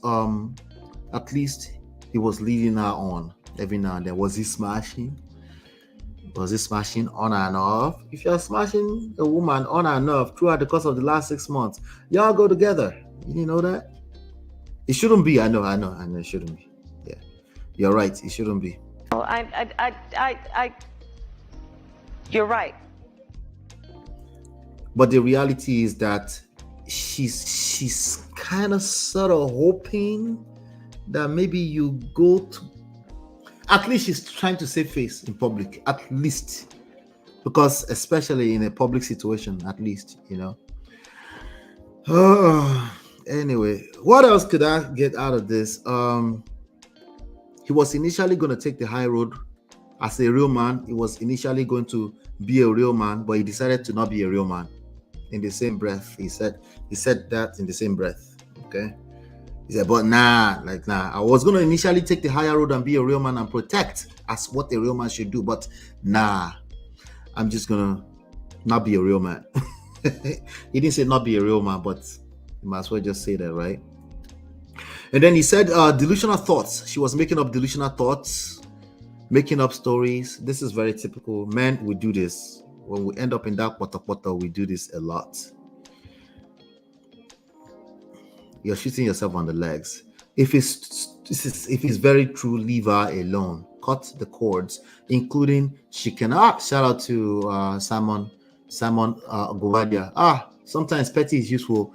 Simon Govadia will cut all the cords. You can't take picture with my children anymore. In fact, you cannot come in the house. In fact, I'm going to court to stop you from coming inside the house. Right? Sometimes you need that level of pettiness, right? At least that one. Because have you seen Portia in any pictures with his children? No, of course not. Have you seen Failing in any picture with you? Of course not. But some men will like, I'm a straight shooter. I already told you I'm very direct. How direct are you when you're about to collect bekus? Yeah. No, you didn't mean it. You meant you were just very direct, as in it wasn't official. Well, sorry, y'all go together until you cut the cords. Okay. So now I can see how you can mistakenly charge a credit card. The way we're set up here, I can mistakenly charge my wife's credit card. I know that because of all these devices and all this kind of stuff. So that's very possible. Right? So, but why do you think the Shalaye wasn't good enough? Because he must collect. He was collecting bekus. You are a mumu man. He must collect now. He must collect. You mistakenly charge what? Say what? You have to collect now. Yeah. He will Shalaye tired. You go explain. Now, Tamar was also doing a lot of Shalaye, but I think she just needed to drag him. She couldn't even wait an hour, 2 hours after the release of that video. She just wanted to drag him. Oh, beauty. Not so easy. Not so easy. You're not just gonna escape. Yeah, digital wallet. Thank you. It's very easy to charge if your life has been entangled up like that. But it's been 6 months. If it's truly been separated for 6 months, all of that should have been deleted. It's very easy. You go in your settings on your browsers, you delete them from your browser, you delete them from your wallet. But Baba, you were collecting small books on the side, hoping that you will get with it, and then you now go to some hotel with some 25-year-old. Wait, who was at the Four Seasons? Oh, we actually never confirmed that. We never confirmed that. But this is how nasty relationships get when people don't heal before they deal. Yep. I don't believe that was an accident. Chinye said, I don't believe. You think he was trying to steal? This guy is a very successful guy. He doesn't need to steal $900. I don't believe he was trying to steal $900. I think he was I think he might have been at the Four Seasons with a young Olo Elegetutudo, 25-year-old. That part, yes, that part. Uncle Bernard said, now I see why Madame don't use Apple products. So I can mistakenly know it's anything that has digital wallet. Uncle Bernard, anything that has digital wallet, I think. If you're using the Chrome browser, you can set it up that way as well. On your phone, on your device. It's probably stung more seeing that another girl was involved. Thank you, Gigi. Now we're talking. These are the things that will never get spelled out when people are telling their story. They tell the story like, oh, we just jumped from we're so good and then everything is ending. Like, yeah, usually there's a reason. Let me say usually, because sometimes people are just straight up evil. But if you are collecting bekus from an evil person,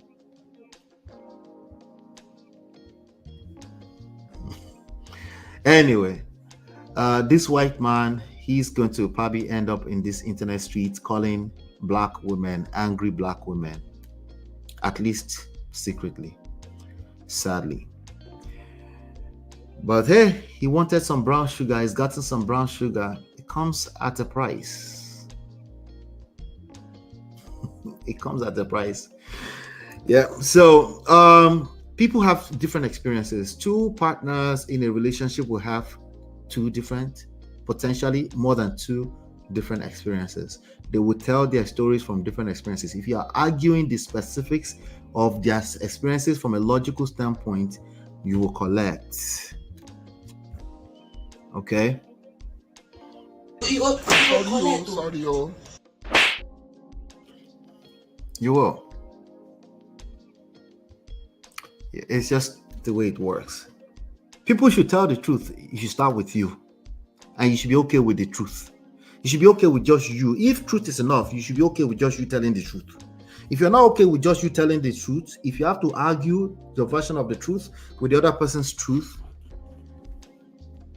you collect. You are a mumu man.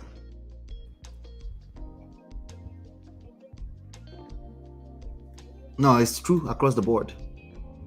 People should just learn to not lie. You doing what?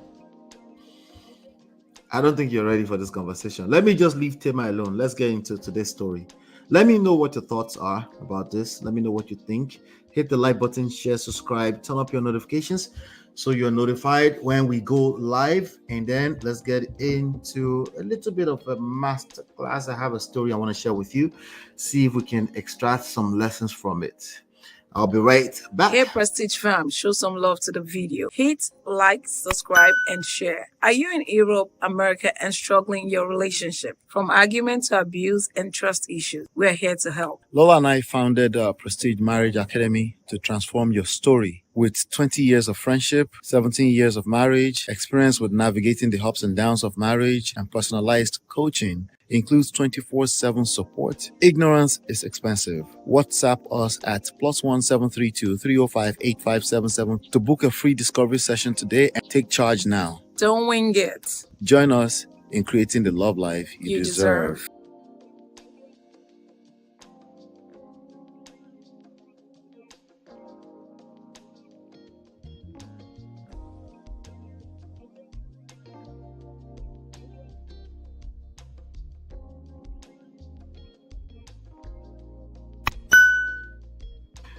All right, welcome back. We have another story today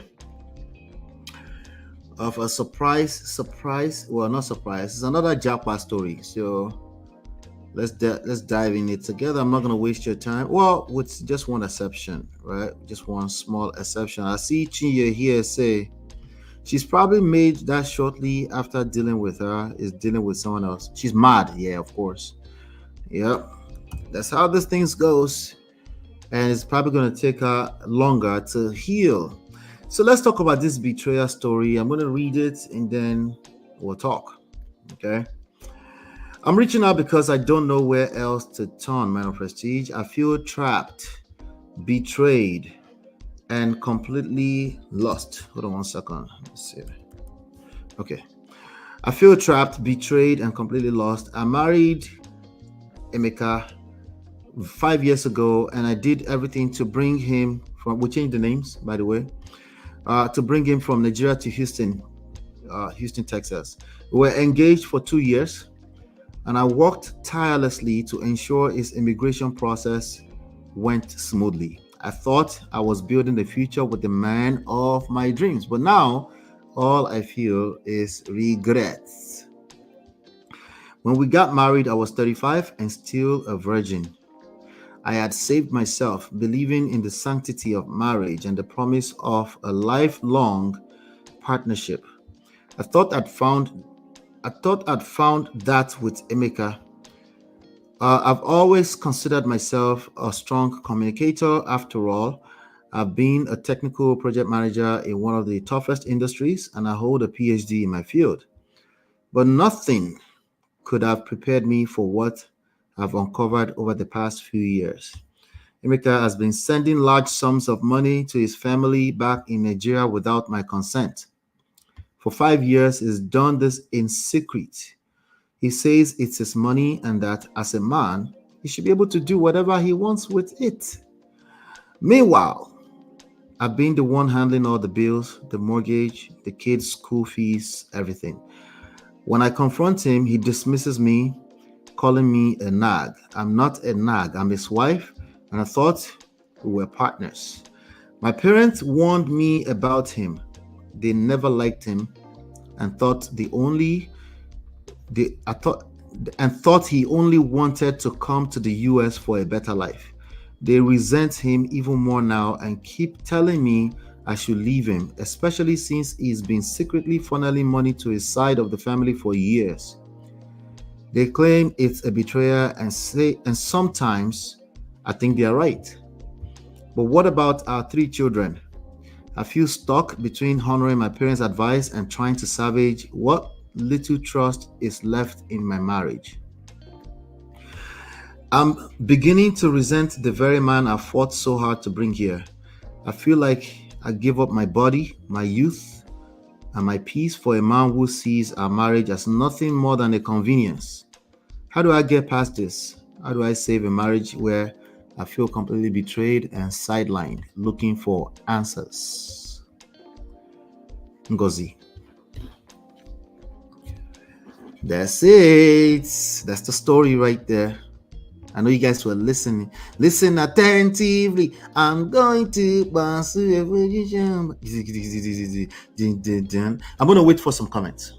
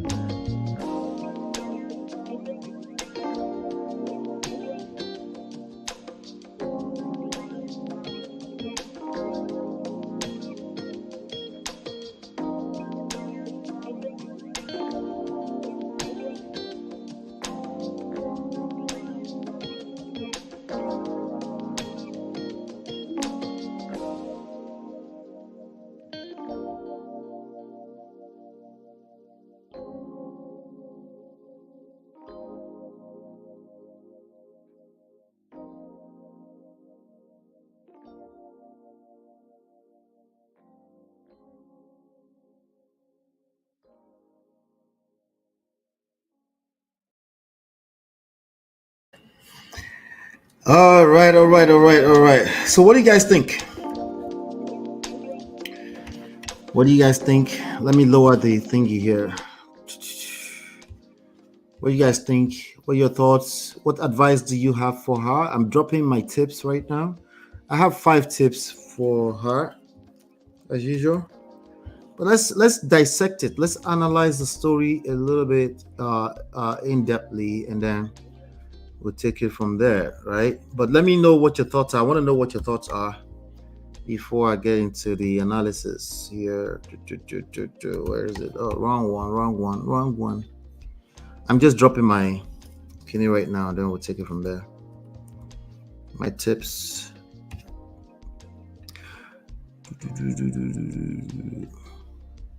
Story for the gods, right? Story for the gods. Lots of stories. Do you guys enjoy these stories and the solutions we're bringing? You guys are learning from it. You want me to keep doing it, or we should go back to UL Edoche? You guys want me to keep doing these stories or go back to UL Edoche? Your choice. Tell me. I want to take care of my audience. That's what they advise us on YouTube. Just take care of the audience and everything will be fine. Should we go back to talking about UL Edoche and Emeka Ike? I'll talk about this Emeka here today. Emeka, let's see. Mario says, Kola, now Emeka. Is Aminu next? Maybe. Maybe. I got a ton of Nigerian names to use.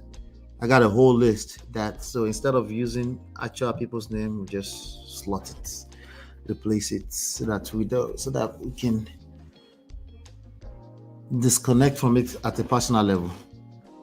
Chia says tough. Okay, is it tough? You think it's tough? It's a tough one. Well, how did y'all get to this point? That's a good question, but we're gonna have to work with what we got, right? The words would tell us a lot that we can work with. But for lasting solution, I agree with you 100%. We're going to need to know the rest of the story. Wait, she wants to listen to her parents now, the same parents she didn't listen to when she married him? I guess she's confused. These are the kind of confusions that will rise to the top when you end up in a poto. Everybody that ever warned you against that person, okay? Everybody that ever warned you against that person, their voices will rise to the top. You'll be hearing their voices in your head in the middle of the night. Will you keep quiet? That's just the way it works, okay? You will remember all the reasons why you shouldn't have been with this person in the first place, even if it's ordinary.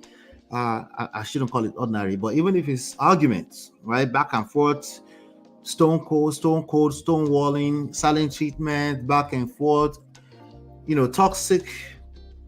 If you can describe it as toxic, you will remember all the reasons why you shouldn't have dealt with this person ever.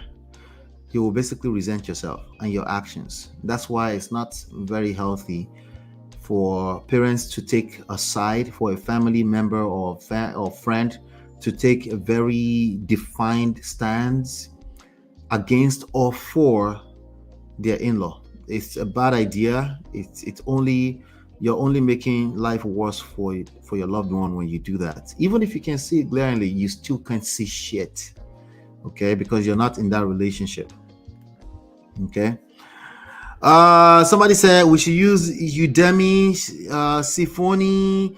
This is more than. Wait, what are you guys talking about? What's wrong with him sending money to his family? That's another angle. But it was sending. I guess she described it as a lot of money. We'll get to that in a second. Mario said I prefer the stories. UL is sugared donut for once every 6 months. If UL goes viral today and it's relatable, we'll talk about it. But we can't force it. We gotta stay focused on the most important thing as much as possible.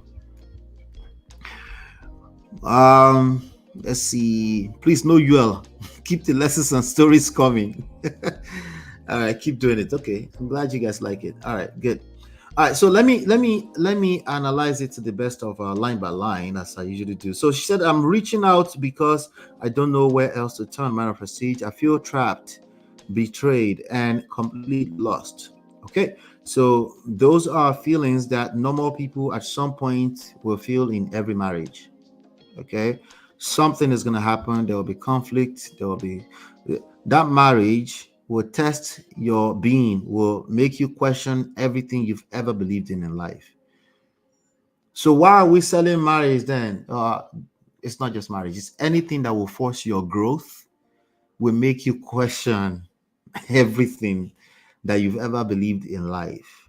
Okay, no pain, no gain. Okay, but what about premarital counseling? Sure, it can help you to a nice extent, but you can't comprehend what you don't know. Okay, you can't comprehend what you can't relate with. Okay, so the idea that the person you're in love with today will somehow just offend you when you can see that they should know better. We're talking about betrayal. That betrayal, most of us interpret it as you went treason. You're thinking of it as treason, like somebody actually tried to plan a coup and remove you from office. That's how your brain calculates it, but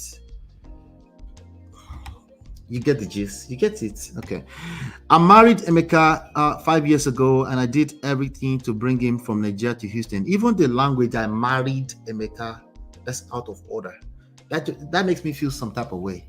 Like, right? That sounds like a person that will easily lose themselves, because that sounds like you're taking the role of you're on another person's lane entirely. There's nothing wrong with importing, but I hope you've taken advantage of some kind of coaching and counseling that understands the dynamics in importation of human beings. Jackpot marriages. I hope you've done proper coaching and make sure they do it before you try to import them, because if they haven't, I'm so sorry. You never see anything yet. And no, it's not a matter of people should just do the right thing. You see, they started to speak English again. Anyway, I married Emeka. Okay, all right. I guess she married Emeka. Okay. All right. She married Emeka 5 years ago and did everything to bring him from Nigeria to Houston, Texas. She didn't say anything wrong, but it's just something was provoking me the way that sentence. Anyway, we were engaged for 2 years and I worked tirelessly to ensure his immigration process went smoothly. Sounds like she spent most of the 2 years when they could be in some kind of not honeymoon, but the session before honeymoon where you're getting to know each other. She probably spent most of it filing for paperwork and arguing over the phone, long distance relationship. You get the picture? Not really getting to know each other, only presenting the best foot forward on a phone call every other day. Again, these are the issues. There's nothing wrong with importing a person. I just hope you know what you're doing and you've engaged wise counsel to understand the dynamics that this will present outside of right and wrong. Okay? I thought I was building a future with the man of my dreams, but now all I feel is regret. There's more to this story, obviously. There is more to this story, but you guys are going in heavy. What am I missing? She brought him here, so in her mind now she married him, but it could also be semantics. Yes, that's what I was saying, but it made me feel some type of way. I felt some type of way. I married Emeka. Kill me, auntie. No, I'm just saying we got married. Oh, okay. All right. All right. I was thinking something else. Wait, did you go ask for Emeka's hand in marriage? How did this work? Did somebody connect both of you? Right? Yeah. I'll come back to the chat. Let me finish the analysis. When we got married, sounds better. When we got married, I was 35 and still a virgin. Oh wow. That's a honorable thing. But let's keep going. I had saved myself, believing in the sanctity of marriage and the promise of a lifelong partnership. All right. So is she attaching the 35-year-old virgin to direct? Is she saying that a lifelong partnership, marriage, what did she call it? It's a function of 35 and being a virgin or saving herself. Is that what she's saying? Because that's what she's saying. That's the first misstep. Okay. It's a honorable thing to save yourself, but you should be doing that for yourself. It should be between you and your God. If you attach expectation to that one, sorry, you feel collecto. Sorry. Well, I mean, that's kind of the story we're covering right now. That's the reality. She don't collect now. I thought I'd found that with Emeka. There's a good chance that Emeka also like, virgin. I'm just a virgin, you know. There's a good that Emeka was like, if virgin from America, it's never happened before. This is a wife. Anyway, I've always considered myself a strong communicator. After all, I've been a technical project manager in one of the toughest industry, and I hold a PhD in my field, but nothing could have prepared me for what I've uncovered over the past few years. So in other words, she's saying, I thought all this education, right, preserved myself. I did the right thing. I was a good person. I was a good person.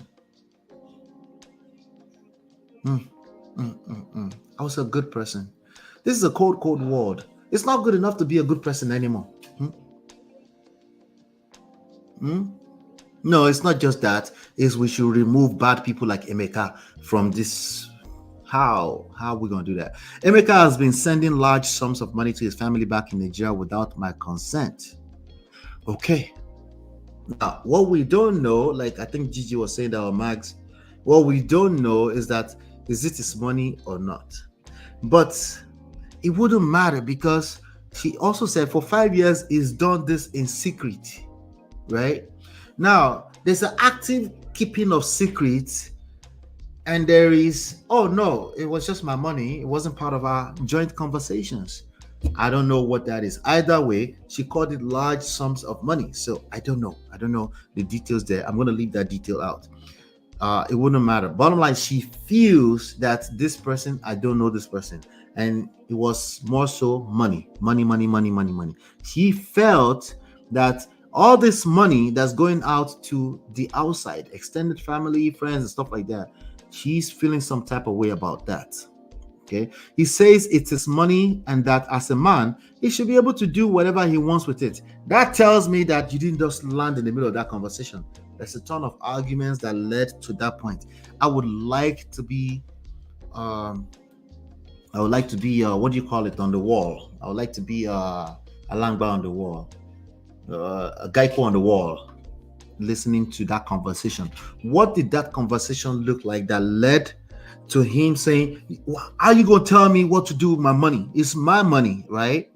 Husband and wife, right? He's imported, right?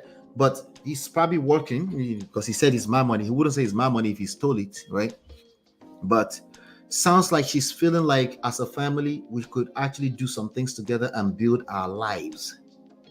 But you're busy doing something else that we didn't agree to. And as far as she's concerned, it's a large sum of money, right? And we already know that finance is one of the easiest things for people to point fingers at when the marriage breaks down. How do I know? Because that's what's recorded at the court system. Number 2 or 1. Financial marriages end because of financial.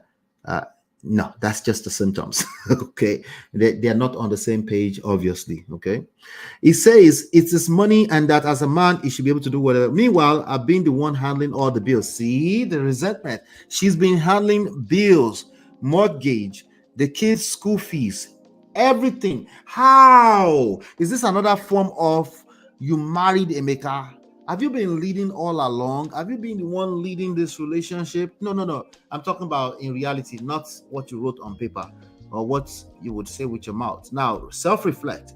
Who has been leading in this relationship? If you're being the one leading in this relationship, is that such a bad thing? Or what do you think? What kind of results do we have today? How's it working out? Right? You're paying the bills. You're paying all those bills, but he's like, I don't know how to say that in English. He saw an opportunity and he's taking advantage of it. It's terrible. It's bad. But then again, you've been doing it from day one. So 5 years in, I don't know exactly how long they've been together. 5 years in, you're tired. It's not sustainable. You're not supposed to be a provider. You're supposed to be a multiplier. Anyway, I'm just going based off of the text I'm looking at. There's more to the story, obviously, right? So she's been paying everything. When I confront him, he dismisses me, calling me a nag. I'm not a nag. I'm his wife, and I thought we were partners. I stand on my 2 toes. When the man is calling his wife a nag, that's a man that doesn't know what he's doing. Okay, like the rest of us in the beginning. Okay, at some point. You call your wife a nag, it means you're not able to influence your wife. You're telling on yourself. Okay. It doesn't mean she's not talking too much. 2 things can be correct at the same time. Okay. But again, she has some real reasons to be worried here. I'm his wife and I thought we were partners. Well, you can also be his wife and a nag at the same time. Again, 3 things or 4 things can be right and a partner. 5 things can be correct at the same time. Anyway, let's keep going. If he's receiving you as a nag, that's his experience, right? It means you probably need to learn some communication skills. Okay. Wait, what? But it's the one that's taking all the money. I know, but you're the one that wants to get your point across. Remember? Hello, are we here? You're the one that wants to get your point across. So who's going to do that? You can start. Okay.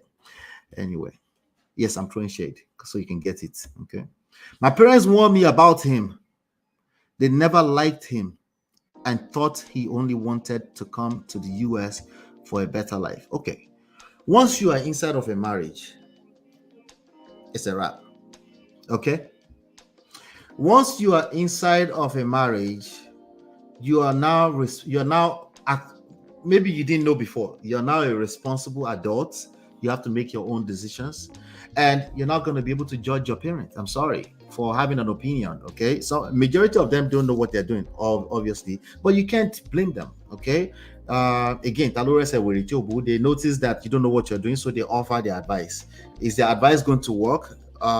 Maybe, maybe not, but it's not relevant if it's going to work. The point is that you're a full-blown adult now, and why are you still having conversations about your relationship with a husband of more than 5 years with your parents, right? Even if you're too cheap and you don't think you should spend some money on the help you need in your marriage. Yes, I called you cheap. Yeah, don't worry, you won't be cheap when you get to divorce court. But even if you are that cheap, right, and you can't do that for yourself, can you talk to a pastor? That's usually free. Before you donate $10, $20, they will talk to you. They will talk. They will help. They will offer some kind of insights that's not biased, right? But no, I mean, if you do, you see your parents, they're the one that pour blood on me, so they'll be able to advise you better. That's what you think. I mean, yeah, keep doing it. But now you're confused because now you find yourself in a space where every married couple at some point will go through this, right? Guess who you're gonna run to? Guess who's gonna start walking all over your head? All the people that warned you, they will start rising to the surface. Everything you thought that red flag, I didn't pay attention, I should have seen red flag. Oh, you will point fingers at them, you will see them all of a sudden, but you're still not gonna help yourself because guess what? You're not being proactive. You're inside of a marriage as a grown adult. You have to be accountable. You have to be responsible now. What about for the other person? Start with you first, okay? How about save yourself first, right? And then we'll worry about the other person in due time. Save yourself first. You've lost yourself in that relationship. And no, you can't blame your parents. I'm sorry. Mama and Papa, they're doing what they're not professionals. They're supposed to just love you. That's all they can do. All they want is to make sure you're okay. So if they seem to have come off as they're advising you, they just need to make sure you're okay. You're responsible for that. How you interpret that. Let's keep it. They resent him even more now and keep telling me I should leave him, especially since he's been secretly funneling money to his side of the family for years. How did they know this? I bet you went to tell them too, right? Yeah, I know. But why shouldn't I tell them he's wrong? I know he's wrong. You're right. He's wrong. He's still wrong. You're right. I'm looking for my button. Oh, you're right. But we still have more work to do, Abby. Hey, let's get back to the work. You're right. Let's get back to the work. Okay. Why? How did your parents know this detail? It's okay. We've all done it. Okay. We've all made this mistake. How did they know? Look at yourself in the mirror and say, yeah, I told them. So I shouldn't have told them. It's not that simple. Right? You should be sharing good news with your parents. That's all they want to know. They just want to make sure you're okay. What if I don't really have a good news? You should be working on the fact that you don't have a good news. You should be working actively on making sure you have good news. You should be busy enough with that. But when you're caught up in your emotions, you're looking for people to help you soothe your feelings, make you feel better in short term, but you're not working on the long run. Let's keep going here. But what about our 3 children? Oh, now you want to ask them about 3 children. They didn't send you. Remember, they didn't send you to go and have 3 children. Again, you cannot blame your parents for I know it's easy. They're very easy to point fingers at too. You can't blame your parents for this one. Okay? You don't have to blame anybody, by the way. You don't have to. There's a good chance you're operating from a place of guilt now too. You don't have to blame anybody. How do I know you're operating from a place of guilt? Remember the virginity thing? You're beating yourself up too much because you think I should have known that. No, calm down. You're just another adult, wherever your age is, 40, 45, I don't know what it is, right? You're just another adult and you have a crisis in front of you and you have to resolve it. You have to sort through it. I know it's tough. I know it's painful. I know it involves betrayal. I know you feel trapped, betrayed, completely lost. Yeah, welcome to the real world. Welcome to the real world. All right, so she says, let's see. They say it's betrayal and sometimes I think they are right. I mean, did you agree to a certain amount of money that you should be sending to Nigeria? Abi, you just assumed, you make assumption that you should know, right? Listen, I get it. Emeka should have been paying some bills. Again, how did you end up here? You started doing this much longer than this moment. You've been taking care of him for so long that now you want to change things. You cannot overreact to change it. You're just going to have to be a little bit more proactive, intentional, emotionally intentional in order to change it. You can't operate from your place of emotions. It's just going to get worse and worse. You're going to get called a nag, right? It's going to gaslight you. It's going to make it worse. You're going to start to blame yourself more. You're going to start to question, like, am I crazy? No, you're not crazy. You're supposed to be taking care of all those bills. But how are you going to get that done, especially knowing that you've been training him to not have to worry about that for so long? How are you going to do that? It's definitely not going to happen with your emotions. You have to have your emotions in check first before you can worry about how that's going to happen. Okay. So I do have some 5 tips. Let me see here. I feel like I gave up my body, my youth, and my peace for a man who sees our marriage as nothing more than a convenience. Thank you for saying I feel like. That's fine. It's just a feelings. The reality, though, is that you're married to this man and you need to sort through this. Okay? And no, the grass is not always greener on the other side. Sorry. But no, you can't also stay in this funk and just let it go like that. That's not what I'm suggesting. Something has to change because obviously you don't like what you're in, right? How do I get past this? How do I save a marriage where I feel completely betrayed and sidelined? The betrayal thing is, it's also a valid feeling, but we need to walk through that to see if that's actually what that is. I would like to get some more details. Sounds like somebody who is also very, very not also. It sounds like you married an incompetent husband, but you married an incompetent husband. No. He didn't marry an incompetent husband. You married an incompetent husband.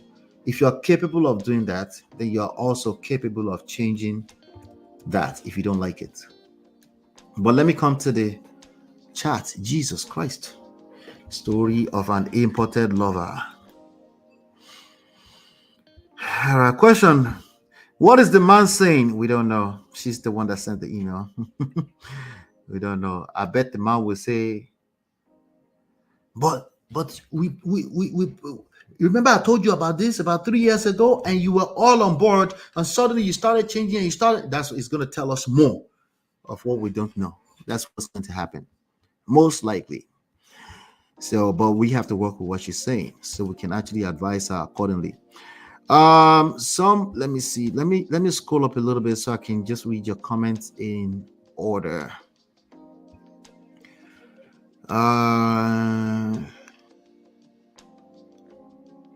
Okay, I think I'm right there. There you go. All right. Chia says nothing is wrong with sending money to family. However, there should be discussions, especially if it's huge amounts and if it's the one depositing the money he's sending. Yeah, I mean, she felt how she felt. So I'm sure there's some more details around why she felt such a heavy sense of betrayal when it's not really her money. Yeah, there's probably more to that, She should ignore the family for now and focus on her own feelings. She doesn't have a choice with that, right? Exactly. You're talking about her own parents, right? Definitely. In fact, not just now. You should always ignore. But when I say ignore, I don't mean in a disrespectful way. I think when they offer their opinions, take it with a pinch of salt. You still have work to do, right? If the in-laws or your parents are offering, or a family friend, they're offering opinions, they have no idea what you're going through. They can only go by what you're saying, which is usually laced with emotions, right? And you should take it with a pinch of salt. They might give you some insights to work with everything else, but take it with a pinch of salt. So absolutely, what they're saying is irrelevant. As long as his contribution for his expenses has been accounted for, he should be able to do what he wants with his money. I think you probably got more to that story after the fact, right? She's been paying mortgage, paying for the school fees, paying bills and stuff like that. That's what she's claiming. And usually people don't lie about that. They lie about the intentions, feelings, how the true story transpire, things that are very vague in nature. They might lie about that because they don't mean to lie. They're painting a story. But specifics like if they have been paying bills and stuff like that, usually people don't lie about that. Madam was using her job at some company to justify her worth. Marriott. And why she is good at talking to people. She is funny. People do that. Okay, they think it should be enough. I'm a smart, intelligent person, so it should be enough. We found over the years that this has not, in fact, this one has been the very reason why a lot of people operate with pride and entitlement when it comes to relationship. Like direct translation. Like I'm educated, I have everything, so I should be prideful and entitled. It's a very difficult conversation. Very difficult. But once you get it, your life becomes that easy. She brought him here, so in her mind now, she married him. But it could also be semantics, our Nigerian jargon. Yes, it could be. Nigerian jargon. So it consumes a lot of my energy, by the way. She thinks good at a job, being good at a marriage. Many people think the same way. The traditional side of MOP got triggered. Yes, you married him. Emeka was not worthy of that fresh pum pum. It brought weight to the relationship. Fresh pum pum. The way you said that. Let me just keep it moving, Marriott. Yes, she's definitely attaching expectations to the virginity. Yep. She had a certain expectation of a marriage because she was a virgin. She was probably naive too. She will be naive. As you know, marriage does not necessarily translate directly to wisdom. Does not translate to wisdom with respect to marriage, does not translate to street smart. You just get used. Okay, it usually means you're useful, but when you start to feel abused, that's not good, right? So, but yeah, I said useful and abuse in the same breath. We're going to talk more about that as time goes on. Abuse, usefulness, are you useful or abuseful? Anyway, we'll talk about that more as time goes on. She said, bless her heart. Many women are doing it for God and for the man to appreciate the virginity. I've met very few over 30s virgins who aren't doing it for cool points. Yeah, I think it's I don't think they mean that. I don't think being entitled and being prideful in this respect even come from an intentional place. I think it's just something that we've been socialized. Like even the Olosios have a certain level of respect for if you are able to do that, right? It's a part of our social construct, which is why I think it's a honorable thing, especially in this time and age. But please manage your expectations when it comes to your ability to actually to facilitate a healthy marriage, right? To create a healthy marriage. Manage your expectations because I don't know how far you're going to go with that, okay? I don't know how far. Our perspective of marriage is the issue, not the man. That's another angle. Yeah, that's another angle. Because even if the man is a problem, they're always going to be out there. All we're asking you to do is don't be an easy target. Right? Don't be an easy target. Number one red flag. Don't be an easy target. That's all I can do. I can't go and scold a man that is not talking. That's most likely not most likely, but most likely not open to this conversation at this level, because we have to make him feel safe too, because he has his own side of the story, right? So he's not going to buy into this story this way. He's going to say you're lying. That's the first thing he's going to say. Okay, he's going to have his own reasons why he did what he did, right? Like sending money to all this kind of stuff. He's going to say it's my money, right? But you just nag too much. He's going to say things like that, and if I don't listen to that long enough, he's going to feel like I'm just taking sides, right?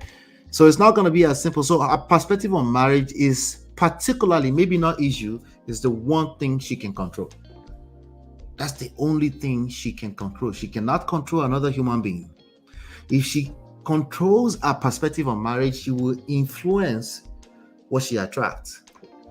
Yes, even in the same person. So again, like for example, in this case, they married 3 children. She has powers that she's not tapping into, right? Why? What do you mean? Because she's the victim now, right? So it's hard for you to engage your power when you're a victim, right? So that's going to be a process to go from victimhood to survivorship and then to thriving. That's going to be a process. That process is going to require accountability, right? All our goodness and righteousness in the pot of porter.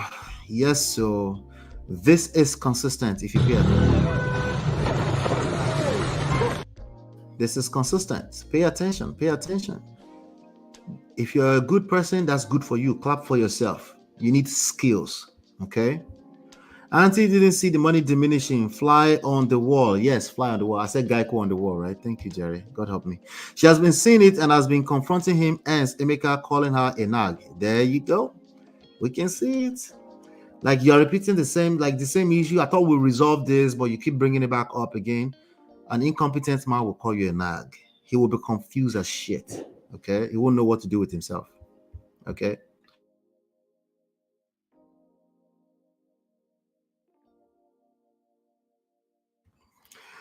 Emeka is still trying to level up, but taking advantage of wifey. Yeah, sometimes in the process of doing that, you're lost too as a man, and the opportunity is there. You just keep, maybe he's thinking there's a man, maybe a Nigerian man, traditional man would think I'm just going to build some house in Nigeria because I don't know about this American thing. Maybe he's been saying some things you haven't been paying attention to. Listen, I'm sure she has our reasons. She's given us more than enough reasons for her to resent that man right now. So it's no wonder. If she's handling all those bills, plus she brought him here, maybe she earns more, so she feels entitled to Emeka asking her consent. Yes. Yes, and she has the right. But just because you have the right doesn't mean you have the skills. Right? But if she was already making the money and it came to join her, she will continue paying because of reality. Yes, because those bills will show up every month. Yep. Exactly how was he able to not contribute financially in 5 years? That's a good question. At what point did you say, so hey babe, what are we doing? Right? What else happened? Right? What else did you agree to, but you didn't really mean it, but you agreed out of the goodness of your heart? You didn't want to be a bad wife. You, out of the goodness of your heart, you kind of agreed to, but you weren't sure exactly what you were agreeing to. You didn't know it was going to be for 5 years. God damn it. Right? You didn't know. What else is going on there, right? These are the kind of things that you would need to relax and take your time to process, to uncover those things, and then walk your way backwards and then see if you can fix it. Right? You're not going to be able to fix your resentments from a place of resentfulness. Listen to what I just said. You're not going to be able to fix your resentments from a resentful place. Resentfulness perpetuates itself. It reproduces itself. Potentially, you will never get over it. Especially if you don't have a support system, potentially, you will continue to recycle your resentments, right? But it's not free because you're creating more and more damages, right? And in the middle of that, you're right. Well, you're right. I mean, you have the resentment for good reasons. You have your reasons. So real things happened that made you feel the way you feel. So I might be asking a lot. I'm asking you for a lot, but it's worth it if you can get through it. It's worth it.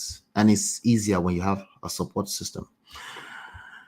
I think you're right. She can't just stop maintaining her lifestyle to match his level. That's weird. Yep, that's why people get stuck in that cycle. So if you've been maintaining and you can't meet up to that, you better be okay with leading that relationship the way you started.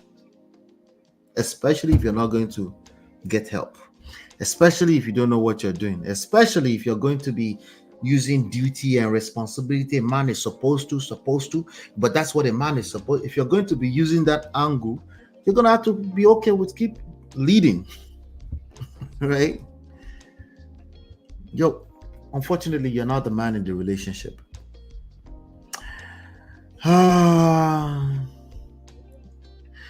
Emeka is an Igbo man. Knowing him and what matters to him is the key to a success marriage.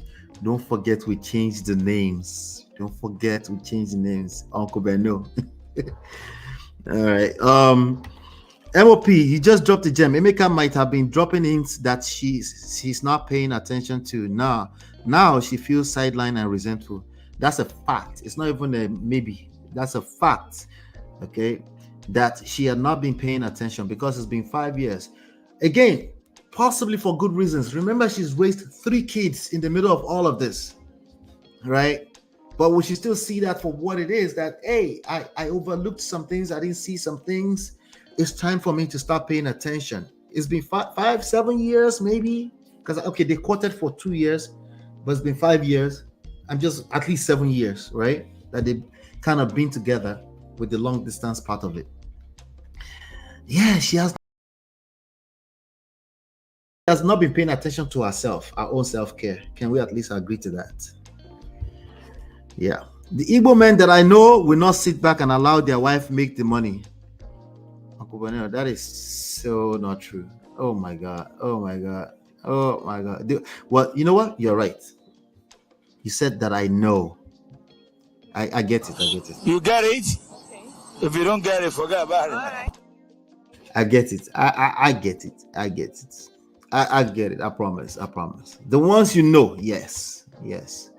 The ones you know. But I know what you mean. Igbo men, you know, what do you call it? Enterprising people, right? I know what you mean. I'm with you on that. I'm with you. Anyway, here are some tips that I wanted to share real quick. These tips are very straightforward, so I'm not going to waste too much time on it. Tomorrow we do have a story from a man, so get ready for that. Bernie. No, Bernie. Anyway, let's get into this. Number one, it's going to be super easy for you to think blame, who's to blame, who's at fault. As usual, you're not special, you're not weird. We all do that when we don't know any better. You're looking for who to blame for everything. You need to be moving from blame to action, to positive action, to being proactive. Instead of feeling guilty, virginity, I get it. You give that to God now, so you should be fine with that. Should be, you wait until marriage, so that should be good. That's still honorable, right? Instead of feeling guilty on how things turned out, this is a good opportunity here. This is a good time to focus on what you can do, right? The question should be, what can I do? And honestly, she said looking for answers, right? So she's open-minded enough, which is good, right? I failed to see this coming. Okay, I failed to see this coming. That is accountability, but I don't want you to dwell too much on that, because that can easily translate to guilt. Guilt can be just as damaging as blame, okay?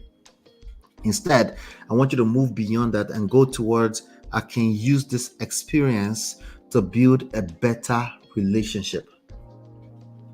Again, it's super easy for you to start thinking how you're going to run away from your problems because your parents had an opinion. How? The question you should become a student of right now is that, how can I use this opportunity to build a better relationship? That's what your question, that's what you need to remain a student of right now. That's going to be difficult because, again, you know, after all, you're the victim here. Why should you have to do all the work? I know. I feel you on that.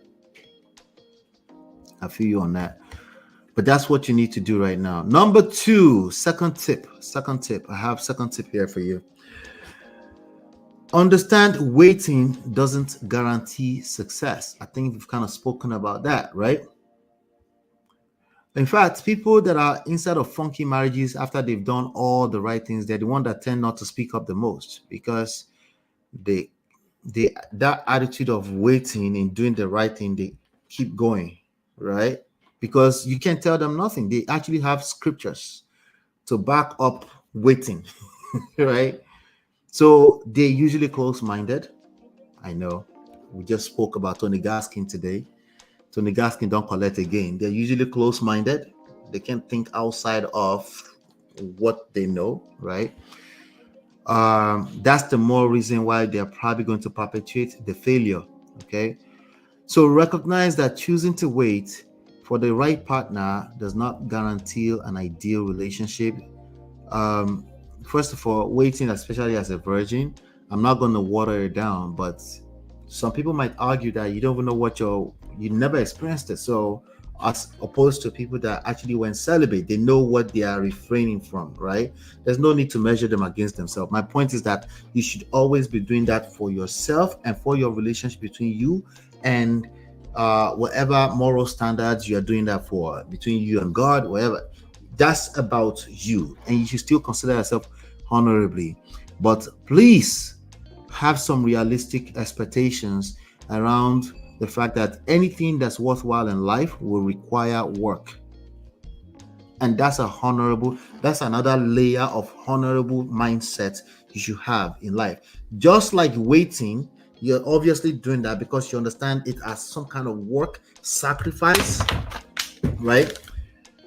Same thing here. You have to know that you're going to acquire some knowledge here, and a lot of this knowledge will be easier for you to comprehend after some experience. Okay, so you saved yourself. I saved myself for him, so he should value me more. No.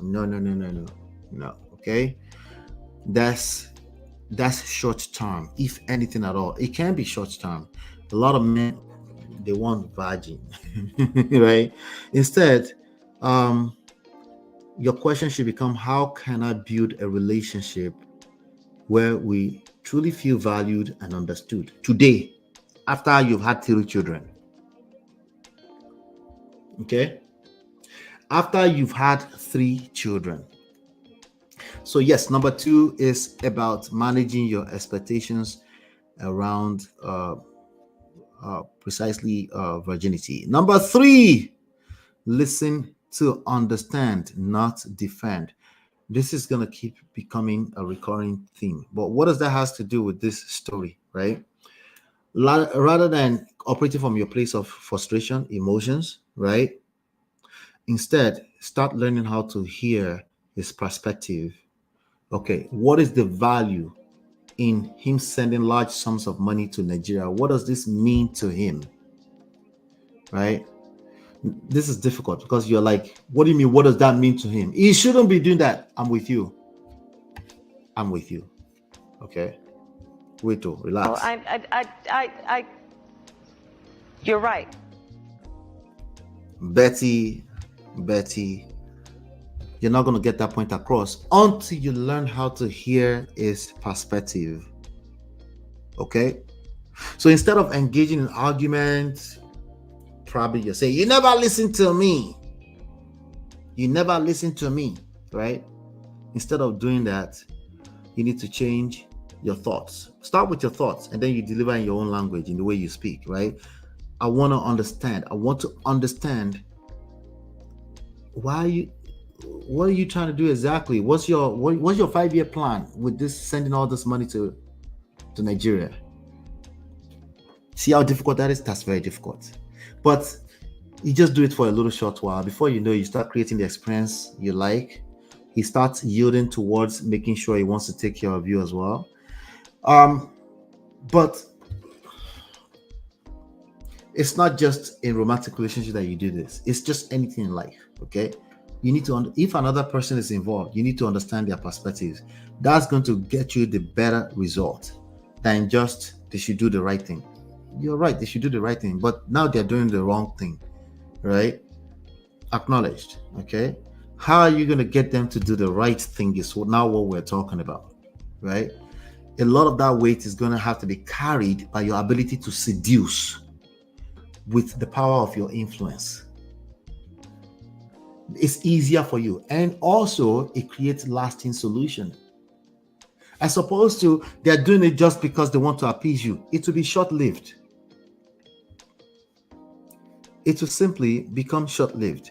Let's go to number 4. Focus on mutual financial goals. Okay, so from that point on, you want to talk about mutual financial goals, right? It needs to. So if you've understood that first, now you're able to communicate what a mutual financial goal is. Because I guarantee if you're sending large sums of money to Nigeria, he's probably getting burnt. They're stealing his money out there, by the way. But that's another story, right? No, it's not a shot at Nigeria. It's just Talore said we're a chobu again. We'll see somebody to take advantage of, and they won't take advantage of it. I know you're holy. You never take advantage of people. I know, not you, but people will take advantage of you if it's super easy to take advantage of you. Okay, so he will be taken advantage of if he's sending large sums of money to Nigeria. If it's the average person doing that, he will be taken advantage of. It's just the way it works. There are some exceptions. You're right. Okay. But even these ones that moved from here to Nigeria and they've successfully run their business right now, go and ask them their story. Ask them their story. I guarantee you, they don't call it shiggy, okay, before they get into that space. So focusing on mutual financial goals is going to be a function of the previous tip, which is listen to understand, not to defend. It's going to be a function of that.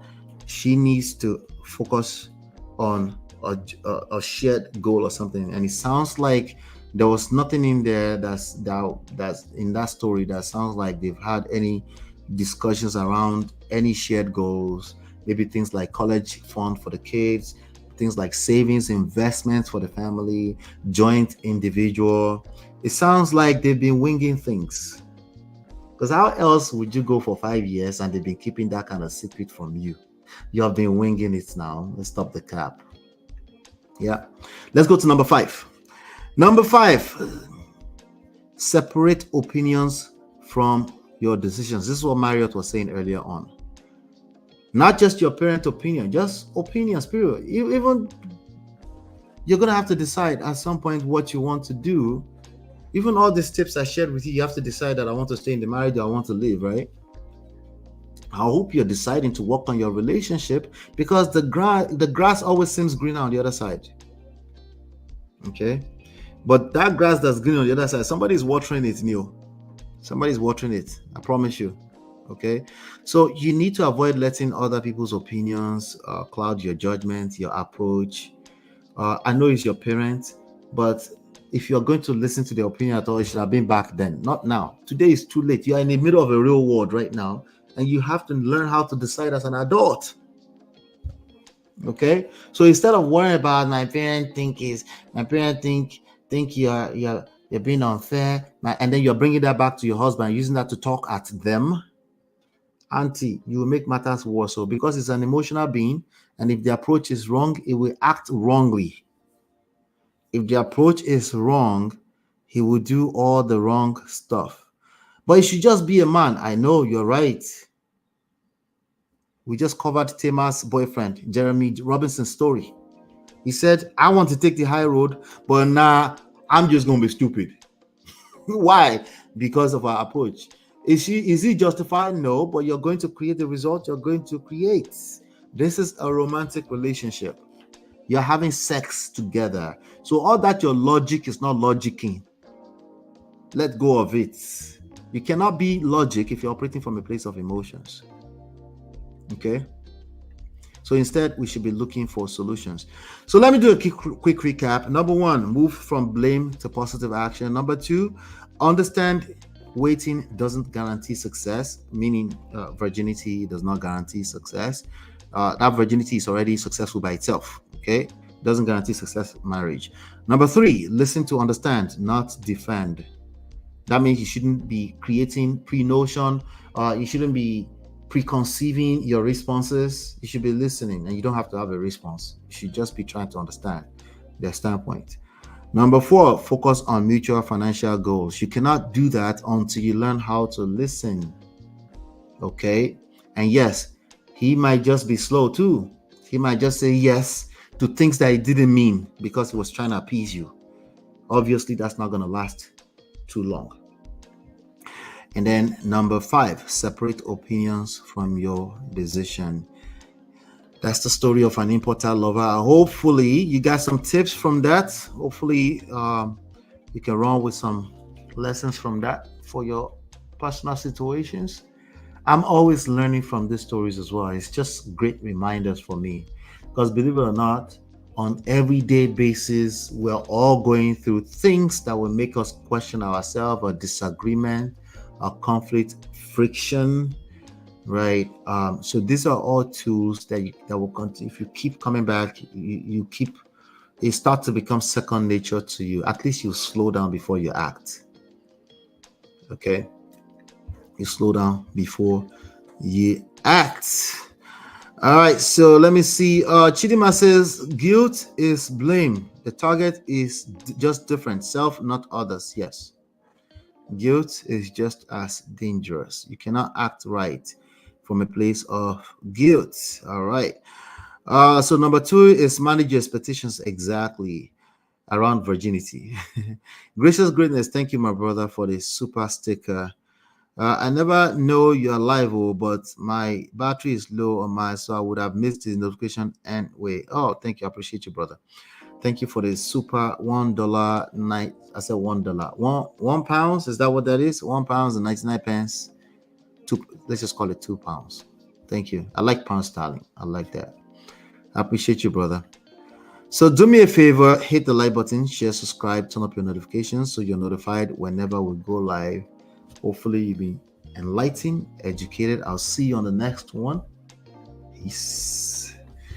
Hey Prestige fam, show some love to the video. Hit like, subscribe, and share. Are you in Europe, America, and struggling in your relationship? From argument to abuse and trust issues, we are here to help. Lola and I founded Prestige Marriage Academy to transform your story. With 20 years of friendship, 17 years of marriage, experience with navigating the ups and downs of marriage, and personalized coaching, includes 24/7 support. Ignorance is expensive. WhatsApp us at +1 732 305 8577 to book a free discovery session today and take charge now. Don't wing it. Join us in creating the love life you deserve.